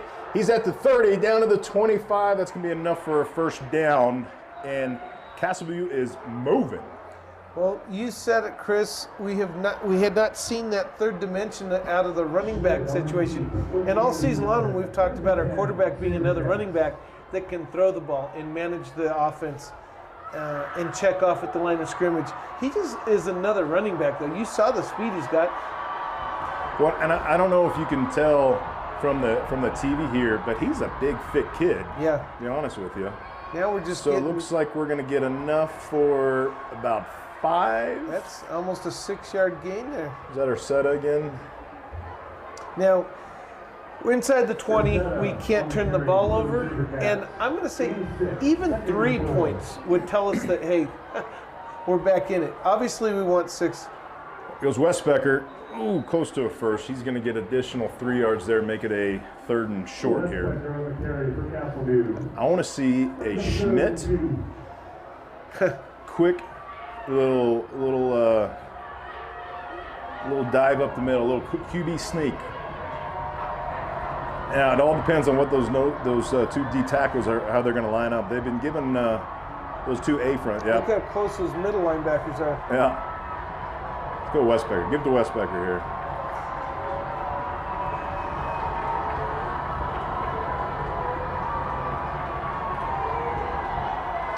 Or set off the left-hand side. That's that quick dive.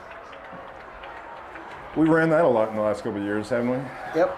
That was the Jordan Jackson Cole Oster special right there. Yeah. I wonder how Jordan's doing. Jordan's at Nebraska Kearney, Yep. right? Yes, he is. A good kid. Another great family there. A family of Sabercats. 3 of them been through this program here.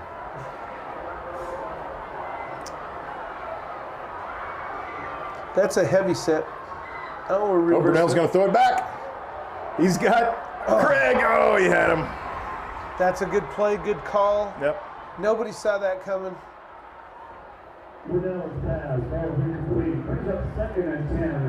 Now I think they set that up early because they did the reverse pitch out to Burnell earlier in the game where it was a straight run all the way. So they went ahead and set that one up earlier in the game.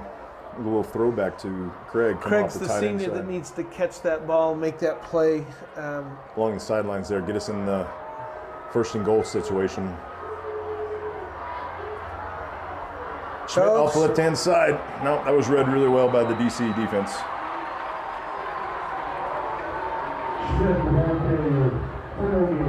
Okay, third and a big chunk here.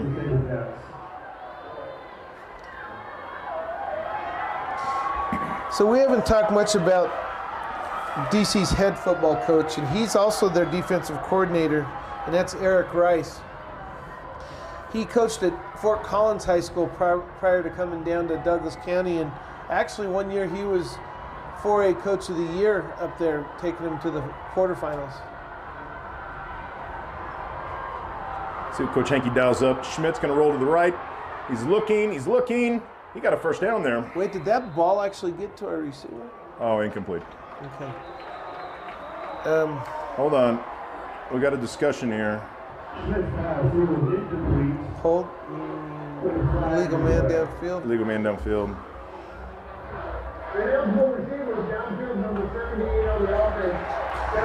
Well, you saw Schmidt have a little time, and he waited, and he waited, and he waited. All right. Hey, they're going to go for it here, Coach. So a 4th and 11 from the 20 and a half yard line. Down 16-0 with 4 minutes left to go in the third quarter. And Cassidy's going to go for it here. You like the aggression? I do, especially the way our defense is playing. Schmidt's going to roll out, and it's going to be short.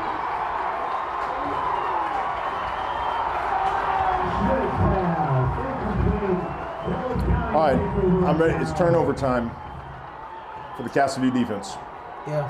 Okay, turnover time right here.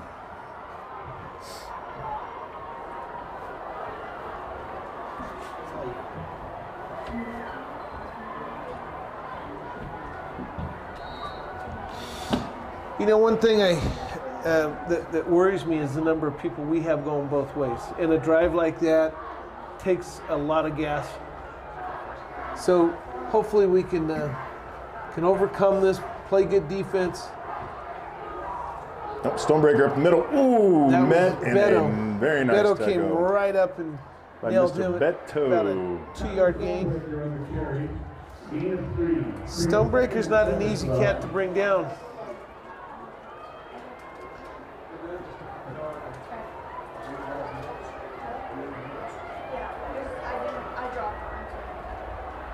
Jackson's back to pass. It's a little quick game here. Incomplete. All right, it's third down. Woo, nice stop. It'd be great if I have a little stop right here. I'm kind of surprised that Douglas County is throwing the ball as much as they have the second half because it's stopped the clock. Yep. If it's an incomplete pass, which many of them have been, it's not getting them very far, and they were averaging 4 yards a carry at least running the ball. Yeah. So I'd go just run all the way with Jackson right here and just let him do his magic if I was him. we're bringing Westbecker off the edge. There he goes. Breaks a tackle. And looks like he got enough for a first.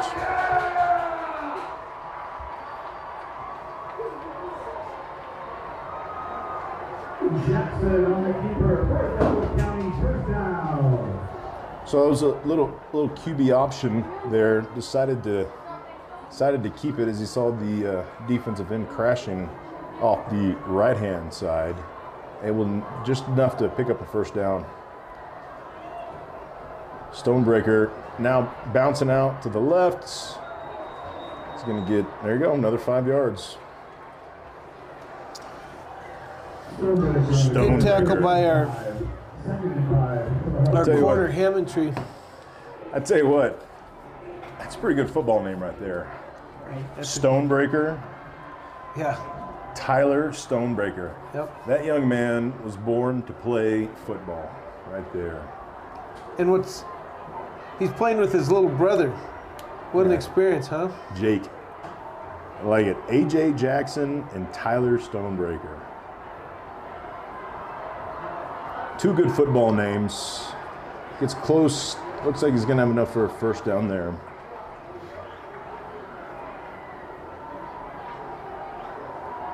Tyler Stonebreaker on the carry, 13-5, first down, Douglas County. Okay, we'll probably be about 2 minutes here in the third quarter. Boy, 72 plays center for him on offense and nose guard for him on defense. Big boy.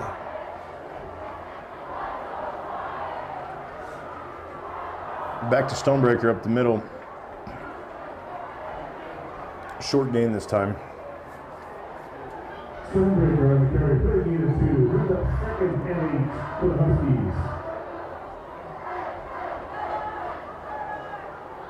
So are we going to regret not kicking there on that fourth down? You know, I've been looking at it. It's a 2-possession game if you get your 2 2-point conversions. Okay. 8 and 8. So you don't necessarily have to get. It's If not you a get that there. 3-possession game. So, but it was 4th and 10. That's a lot of yards to get. Yep. Now that the ball was on the 20-ish, so that would have been about a 37-yard field goal. Had the wind behind him. And had the wind behind him. He did miss a field goal earlier in the game, but it was the other direction. I wonder if that was Coach Hankey telling the team, "Hey, we're in it to go win this thing. Let's get it here." Maybe that could have been a message to the offense as well, because offense has been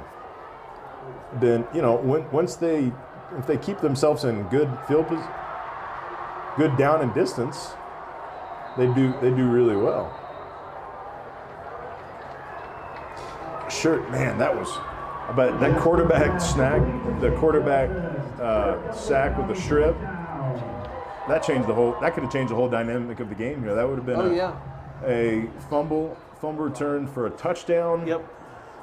I would love to see that play again, because it didn't look like the white hat knew where the ball was at. 20 seconds, they're going to let this clock go down to 0. It looks like the coach is saying everybody's... Watch out. A little trick play here.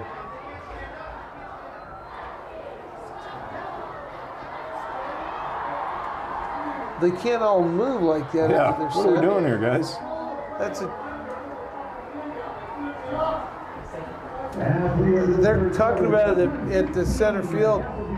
There may be a flag still, because you can't get everybody set and then pretend like you don't want to run that play. Brand new Ford, Chevy, Buick, Chrysler, Dodge, Jeep, Ram, and more. We are proud to be Colorado's premier car dealership and home of the forever warranty. All right, we're going into the fourth quarter. That was a really quick third quarter, if you ask me. So as we move to the fourth quarter, we want to make sure we mention Mike Ward Family of Dealerships.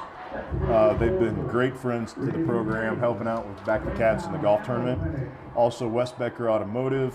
For a long time now, many years, they've been a supporter of the program. And also Novo Barbers. Is that who you use to get your haircut, Coach? My Novo? One hair? Yeah, they trim that one hair once a month. Novo Barbers. Go check them out, I think. Okay. 1st and 10, 49-yard line. Oh. Jackson back to pass. He's got Nelson. Quickly swarmed. He's got. Didn't look right, but it sure worked out for him. They're giving Nelson room. I don't think they're going to they don't want to get beat by Nelson again.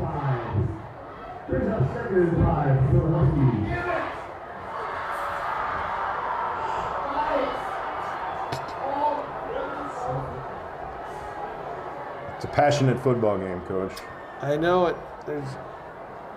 Stonebreaker is going to get cut way short. Brody Ashworth blitzing, tackle. tackled him in the backfield. He did gain.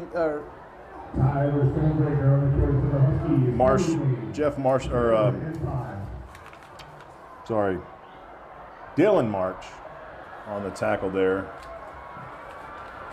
He's been a great addition to the defensive line. Played a little bit last year. Has been pretty solid at that left defensive tackle, defensive end position all year long.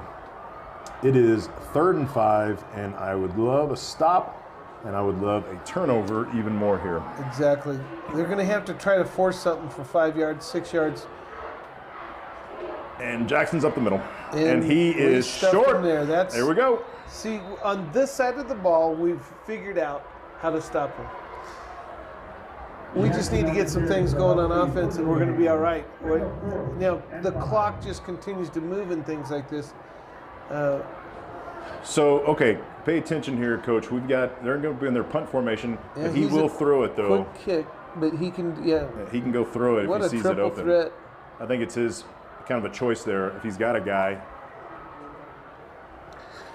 All right. This is a big series for our offense. If we can't figure how to get down the field and score, and I'm going to go back to it, I still think we need to score 6. It's a 2-possession game. We get 3 points up there, and we still have to go 2 more possessions. Now, I understand getting 2 two-point conversions is not easy to do, but how much we don't have enough time to keep playing this game. So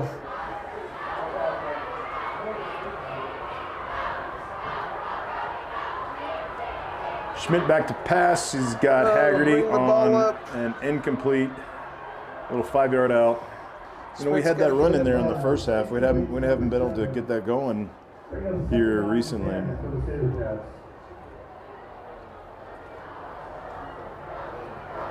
That's a pass that should have been caught or completed. The ball was low.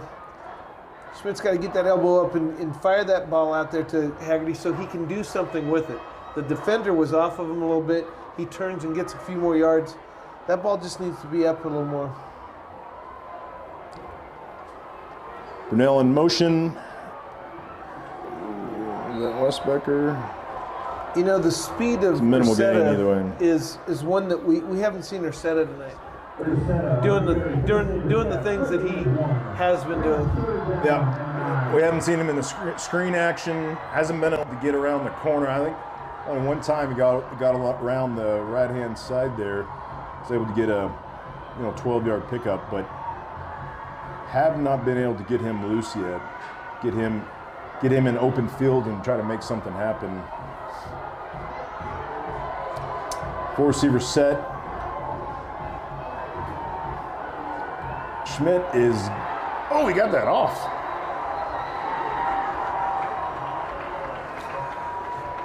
I want to give credit where credit is due. Their front 7 are doing a great job at the line of scrimmage. Whether it be put pressure on them, spread us out, they've forced us to go to the sideline and not get upfield.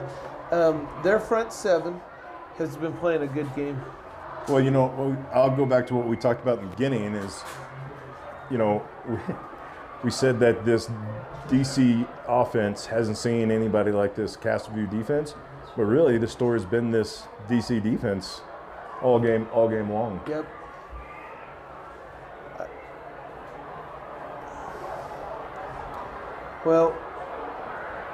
And that ball turned over. That's good. So like I said, Eric Rice, their head football coach, is also the defensive coordinator. And he's called a good game. He shut our offense down right now. And whatever Sean Weiss came up with at halftime, I think has done well for us on defense. And if we can just keep them from scoring here, you said it just a minute ago, we need a turnover. Yeah, we still haven't got that turnover. If we can force a turnover here. We've had a turnover in every game, and we have not had one yet. Give credit to the DC offense for protecting the ball, because that's typically what you can protect the ball, you can win games. If they keep throwing it, though, they're due for an interception. They got some pressure on them. Oh, Jackson. What? He's... He went out a little gingerly there, and looks like he's coming back in. You know, that is a varsity quarterback that has been playing varsity quarterback for 4 years. He has gotten hit a lot, he's run a lot, he's passed a lot. This is like a young pitcher that you almost don't want to throw so much that he doesn't get to the next level. This AJ has seen a lot in 4 years. Up the middle, fullback, Shiles, 45, big gain.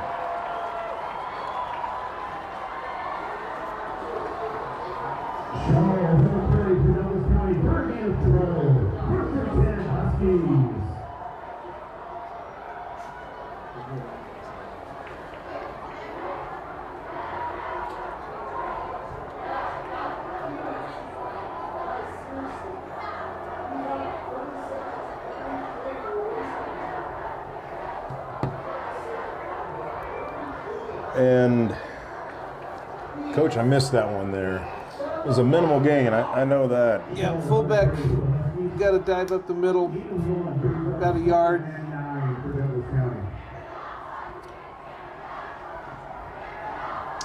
Well, I don't want to say that if they score here, it's going to look grim, but with 7:21 left in the fourth quarter, to go down by pretty much 3 scores, it's going to be tough with the offense that we have.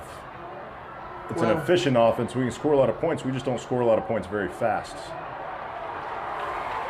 And that's a big gainer there by Stonebreaker.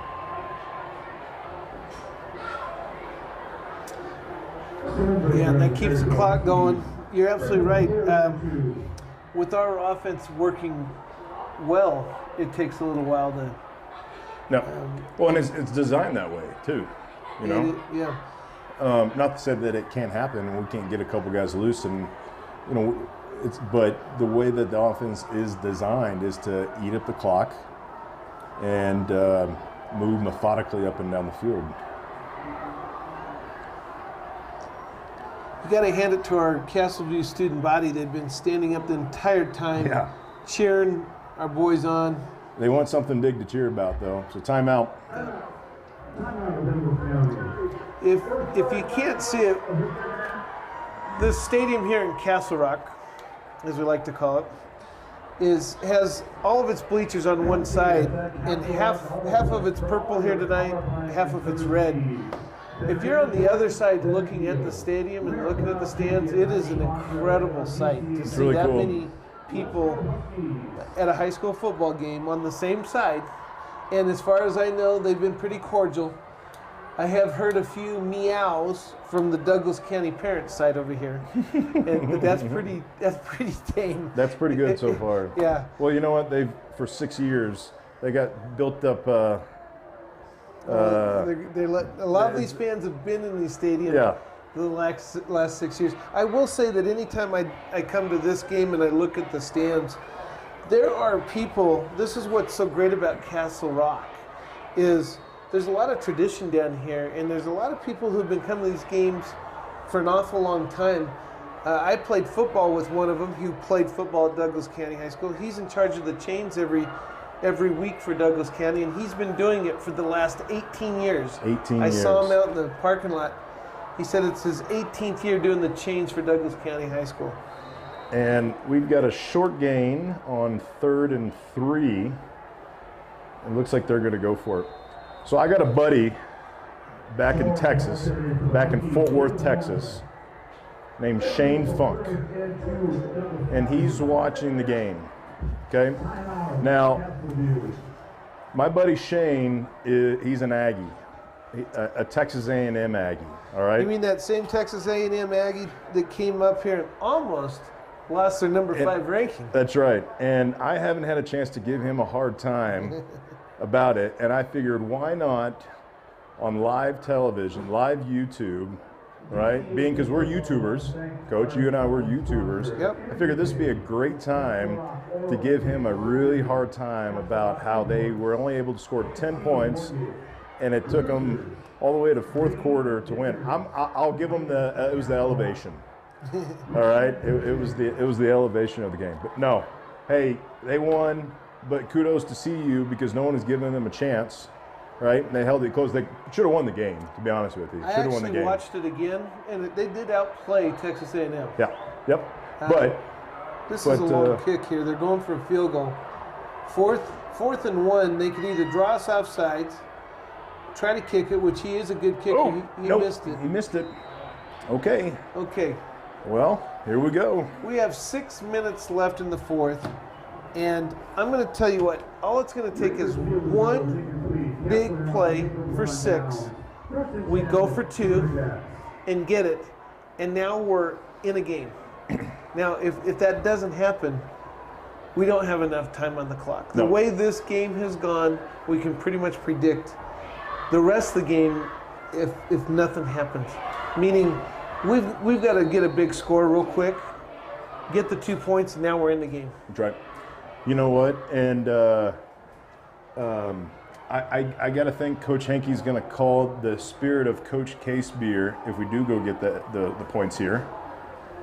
Oh, catch the ball. You'll see an onside kick if we do go get the score here. We have quite a few different onside kicks that they practice quite often. Our special teams has practiced a lot. And I don't even know if there was a hand on that last field goal, because that's a good field goal kicker that they've got. We might have got a hand on that ball too. So we do have several onside kicks. They don't know which one's coming. And we've had a kicker that's been doing it for the last 3 years. McTamney. Schmidt's back to pass. Out to Brunel. Might have got the first down. I know last weekend you were giving a whole bunch of scores. I'm going to give some scores real quick. In our league, Rock Canyon lost to Denver East. We've got Legend 27-0 over Mountain Vista. We've got Arapahoe beat Thunder Ridge. That's a huge loss for Thunder Ridge because that's a strong team in our conference. Valor and Mullen are playing. They don't give us a score. And Columbine Highland Ranch is playing. They didn't give us a score. So I heard with 7 minutes to go in the second quarter, Valor was up 21-0. Okay. According to the Twitter machine here. Yep, that probably sounds right. So did I hear you say that, what was the first one, Rock Canyon? Yep, Rock Canyon lost to Denver East. That's a good Denver East team. Wow. Legend on their homecoming night here is beating Mountain Vista 27-0. So Legend's got a quarterback that is really, really good. He's been a starter for the last year. He's a young guy, started as a sophomore. His brother plays over at Texas Tech right now, and he's having a hell of a season. The younger brother, quarterback over there at Legend. So we got that to look forward to. Got a lot of good quarterbacks in the league, and we've been playing a lot of good quarterbacks too. Yeah. Well, lucky we don't play Legend. Tonight. They're not in our league, and we played them back-to-back a couple years ago in the non-league action. Schmidt up the middle for a first down. We've got 5 minutes and 30 seconds. The clock is definitely not our friend here right now. Okay, here we go. Oh, Schmidt, jeez. Hold the ball, hold the ball, hold the ball. Oh, they called him down. They called him down. The pressure, I'm telling you, their front seven, they're having the game of their season right now, and it's against their Castleview rival for the Battle of the Rock. And we've got 5 minutes left to score 16 points. We're going to bring out second and 18 for the City Cats. So I haven't seen a lot of Westbecker yet in the second half, which, Schmidt up the middle. Good to see Ace Malone back in the game, though.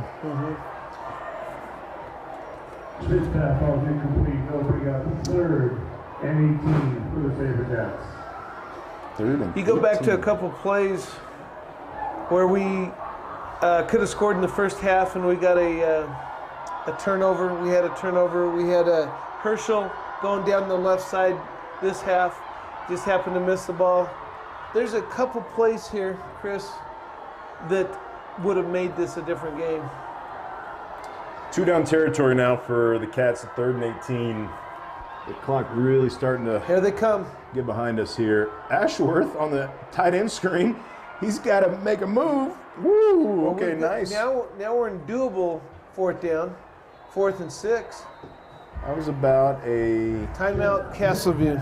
14-yard pickup there. All right, 4.5 minutes left. We 4th call down. a timeout to stop the clock. If we pick up this 1st down, we're still alive. So, 4th and 6. Coach, I don't want to be dramatic here, but you don't get this one. It's night time. Well, the way their offense has been playing, absolutely. It's going to be tough. How about that? If we don't get a 1st down here, it's going to be tough because DC is going to have a short field, and with the 2-headed monster of Jackson and Stonebreaker running the ball, Yeah, keeping be the tough clock for 'em. running. Yep. Here we it's go. tough. They can run down the clock. This is it. Keep us alive. Keep us alive. Schmidt.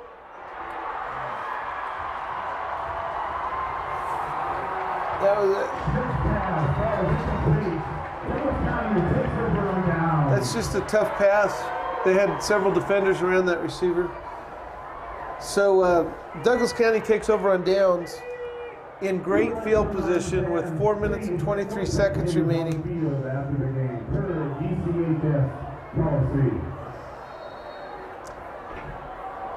There's a whole lot of ball players in purple that are pretty excited about turning this thing around a little bit. It's been 6 years. I know we've said it a lot here tonight. Castleview's won the last 6 games. Douglas County won the first 3 in the series, which was the 3 years that they were either winning state or contending for state. Ooh, nice tackle. Ashworth still playing hard. So, all right, I got another one for you, Coach. You ready? If you would have told me that we held their offense to 16 points, and we were going to lose the game, I would have taken that bet. I would have also. I'm going to say. I really thought never in a million years that not only we get held to a goose egg on offense, but hold them to 16 points, and they've been averaging 45 and to lose the game. I think we need to give credit where credit's due. Eric Rice, the head football coach for Douglas County and the defensive coordinator, saw something this week, schemed it up. We hurt ourselves, and they've stopped us. Yeah. That's a bad combination. Well, when you're in 1st and 20 multiple times, it doesn't help, but there's been multiple times when we weren't in 1st and 20 and we were still going 3 and out. And more importantly, you got the turnover in the first quarter, almost to the red zone. Yep. They held them enough for a field goal, which we missed. They held them again in the 3rd quarter to a 4th down. That's a face mask. That's going to be more yards tacked on.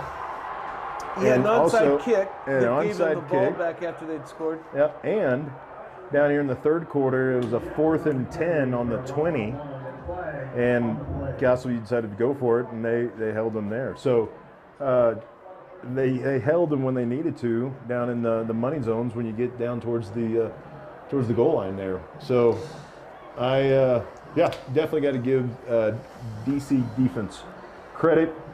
AJ Jackson is worth the money of admission. Yeah, he is electric. Exciting. He can throw the ball. He can run the ball. That's a four-year Letterman starting quarterback there. Yep. That's what you expect to see when you got a quarterback that's been starting for 4 years. Now, Stonebreaker runs hard. Yeah, their running backs had a lot of explosion tonight. Yeah. The minute they snapped the ball, those ball carriers are at the line of scrimmage. I want you to know, Chris, these are non-league games. This is a non-league game, and we both came into this game 3-0. The season's not over yet. We are yet to get into our own conference yet. This is going to help us, I hope, getting into a conference game where, say we're close in the fourth quarter with the Thunder Ridge, and it's because we learned from mistakes that may happen tonight. Yep. A non-conference game is not going to hurt you as much as a conference game is. I'm going to say that the conference that Douglas County plays in with Doherty, Pine Creek, Legend, Chaparral, and Regis, that's a tough conference. But if they continue to play the way they are, they can be competitive. Yep. Now, we've still got Valor, and we still have Mountain Vista and Thunder Ridge and Rock Canyon. We can turn things around. We've got our defense came to play the second half and slowed them down. Did the same with a good Fairview team. Also, we need to give credit to number 2, Chase Nelson. The speedster was open all game long. He had two touchdowns. One was a bomb early in the game, which was Ashworth. Well, Brody Ashworth hasn't given up. I tell you what. No, he's playing. He's running all over the field now. But he's as good as advertised as well too. Fast, can catch the ball. Yeah. So let's talk about next week, Coach. We got Hinky, right? The Hinckley Thunderbirds. What do you know back about out them? at Aurora Public School Stadium, 6:30 game on Friday night.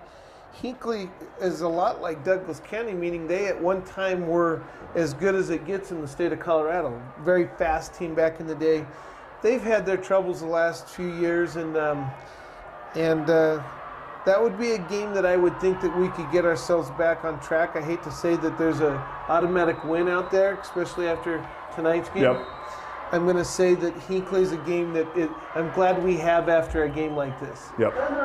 Now, Douglas County, they play Boulder at home next Friday night, and Boulder's down. They don't have a super strong team this year. So Douglas County can come out next week and get another win on their own home. They've got a lot of momentum going. Or they could have a letdown because they put so much into this game. So there's all sorts of ways we've seen teams go.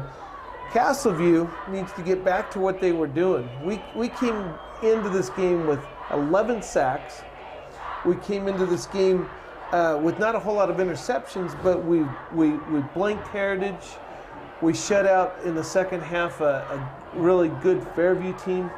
A lot of good things were going. We need to get back to some of that.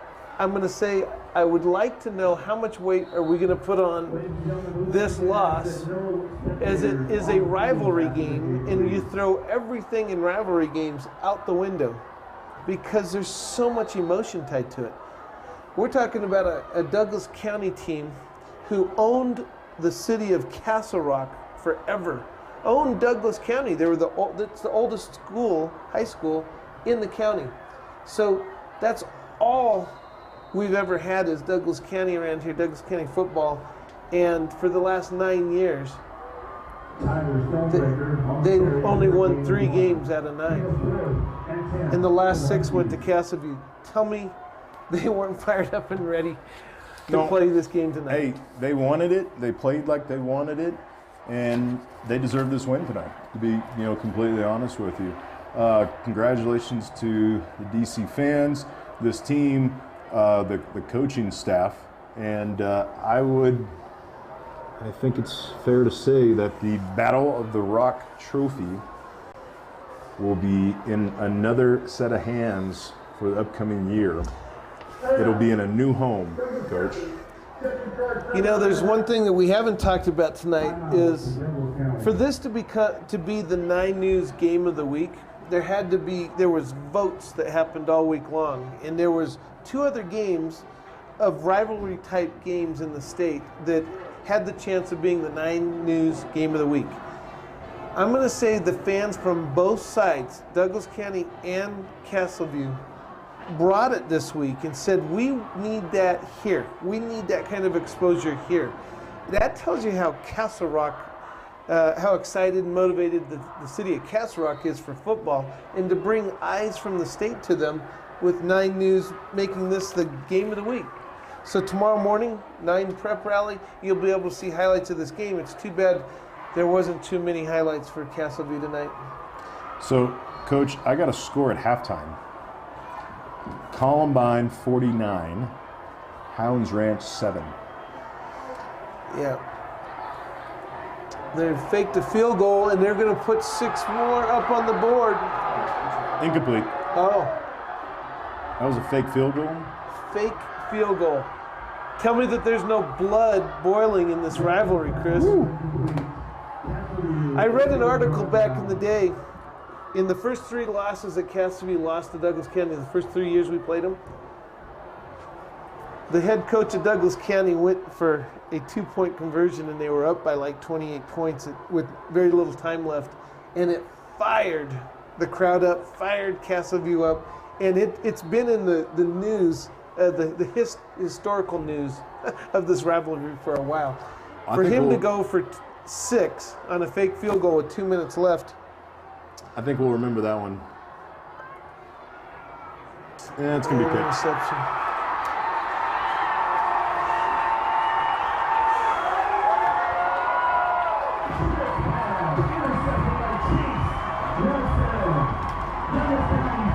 Chase Nelson, he's my MVP of the game, Coach. We've heard his name a lot. He has been on both sides of the ball. Yeah, fantastic today. You know what? I'm trying to look for Fairview. I want to see how they've done since our game.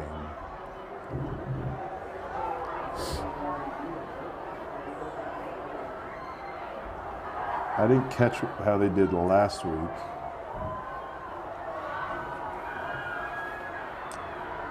See if we can find. Well, all they really need to do. They're playing Prairie View today. That's a good team. Here's your Stonebreaker again, and he's not done. Now, if they score 6 points doing this, they deserve 6 points. Absolutely.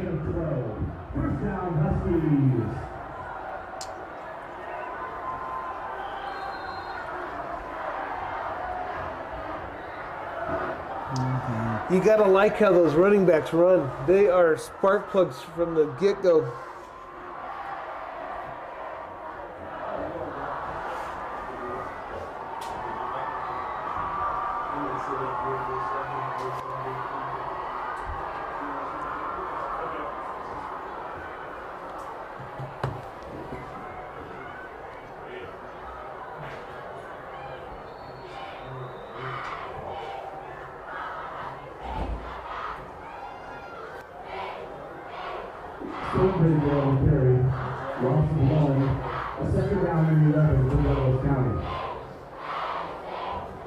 Yeah, I'm wondering when the last time we got shut out.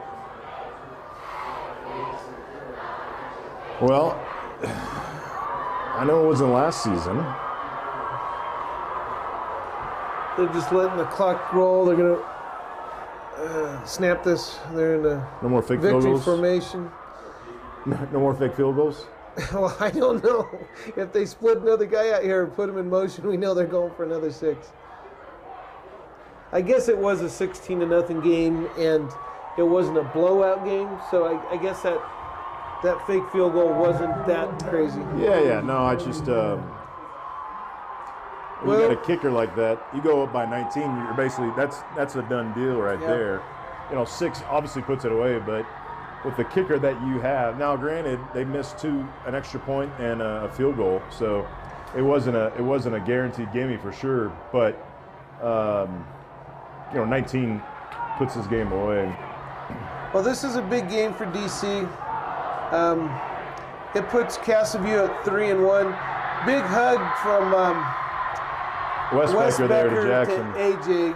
You know that all these kids know each other. They've been playing against each other or with each other for a long time. Well, they played Little League together. You got some of these kids are from the Meadows. Yeah, so lots of class out here. You give credit where credit's due, and that's what you saw West Becker do.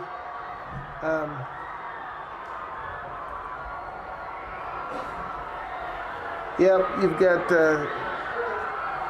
their coaches that know some of our players giving them hugs. This is now turns into the game's over, and now we're all citizens of this community, and we can't wait till next year. Well, excuse me. Well, Battle of the Rock, 10-year anniversary, goes to DC. A well-deserved win. Coach, I want to say that was fun. It was a fun game for you to call because I'm up here with you and it's high school football on a Friday night. It's not the outcome we wanted. No. And I would say Cassview did not play nearly to the expectation, the type of game that they could play, needed to play, wanted to play. And have played. Yeah. All season long. Let's think about the last 4 years and how exciting we've been after this game. At this moment right now, it's DC celebrating. They have a lot to celebrate because it's been a while. Last 4 years under this staff, last 3 years under this staff, we've been the one chanting, we've been the one cheering, we've been, and DC's been walking away with their heads down. They're not doing that tonight, and they've got a lot to be proud of, and that's why we play the game. That's right. Well, we'll say goodnight from a football stadium here in Castle Rock with the conclusion of the Battle of the Rock. DC wins 16-0. We will see you next Friday up at Aurora Public School Stadium. Is that a 6 o'clock or a 7 o'clock? It said 6:30 is what I saw. 6:30. Yep. You know what? We haven't had a 6:30 game, so we might as well. We've had a 6, we've had a 7, so we might as well do that. So, hey, good night. Thank you for watching, and we will see you down the road.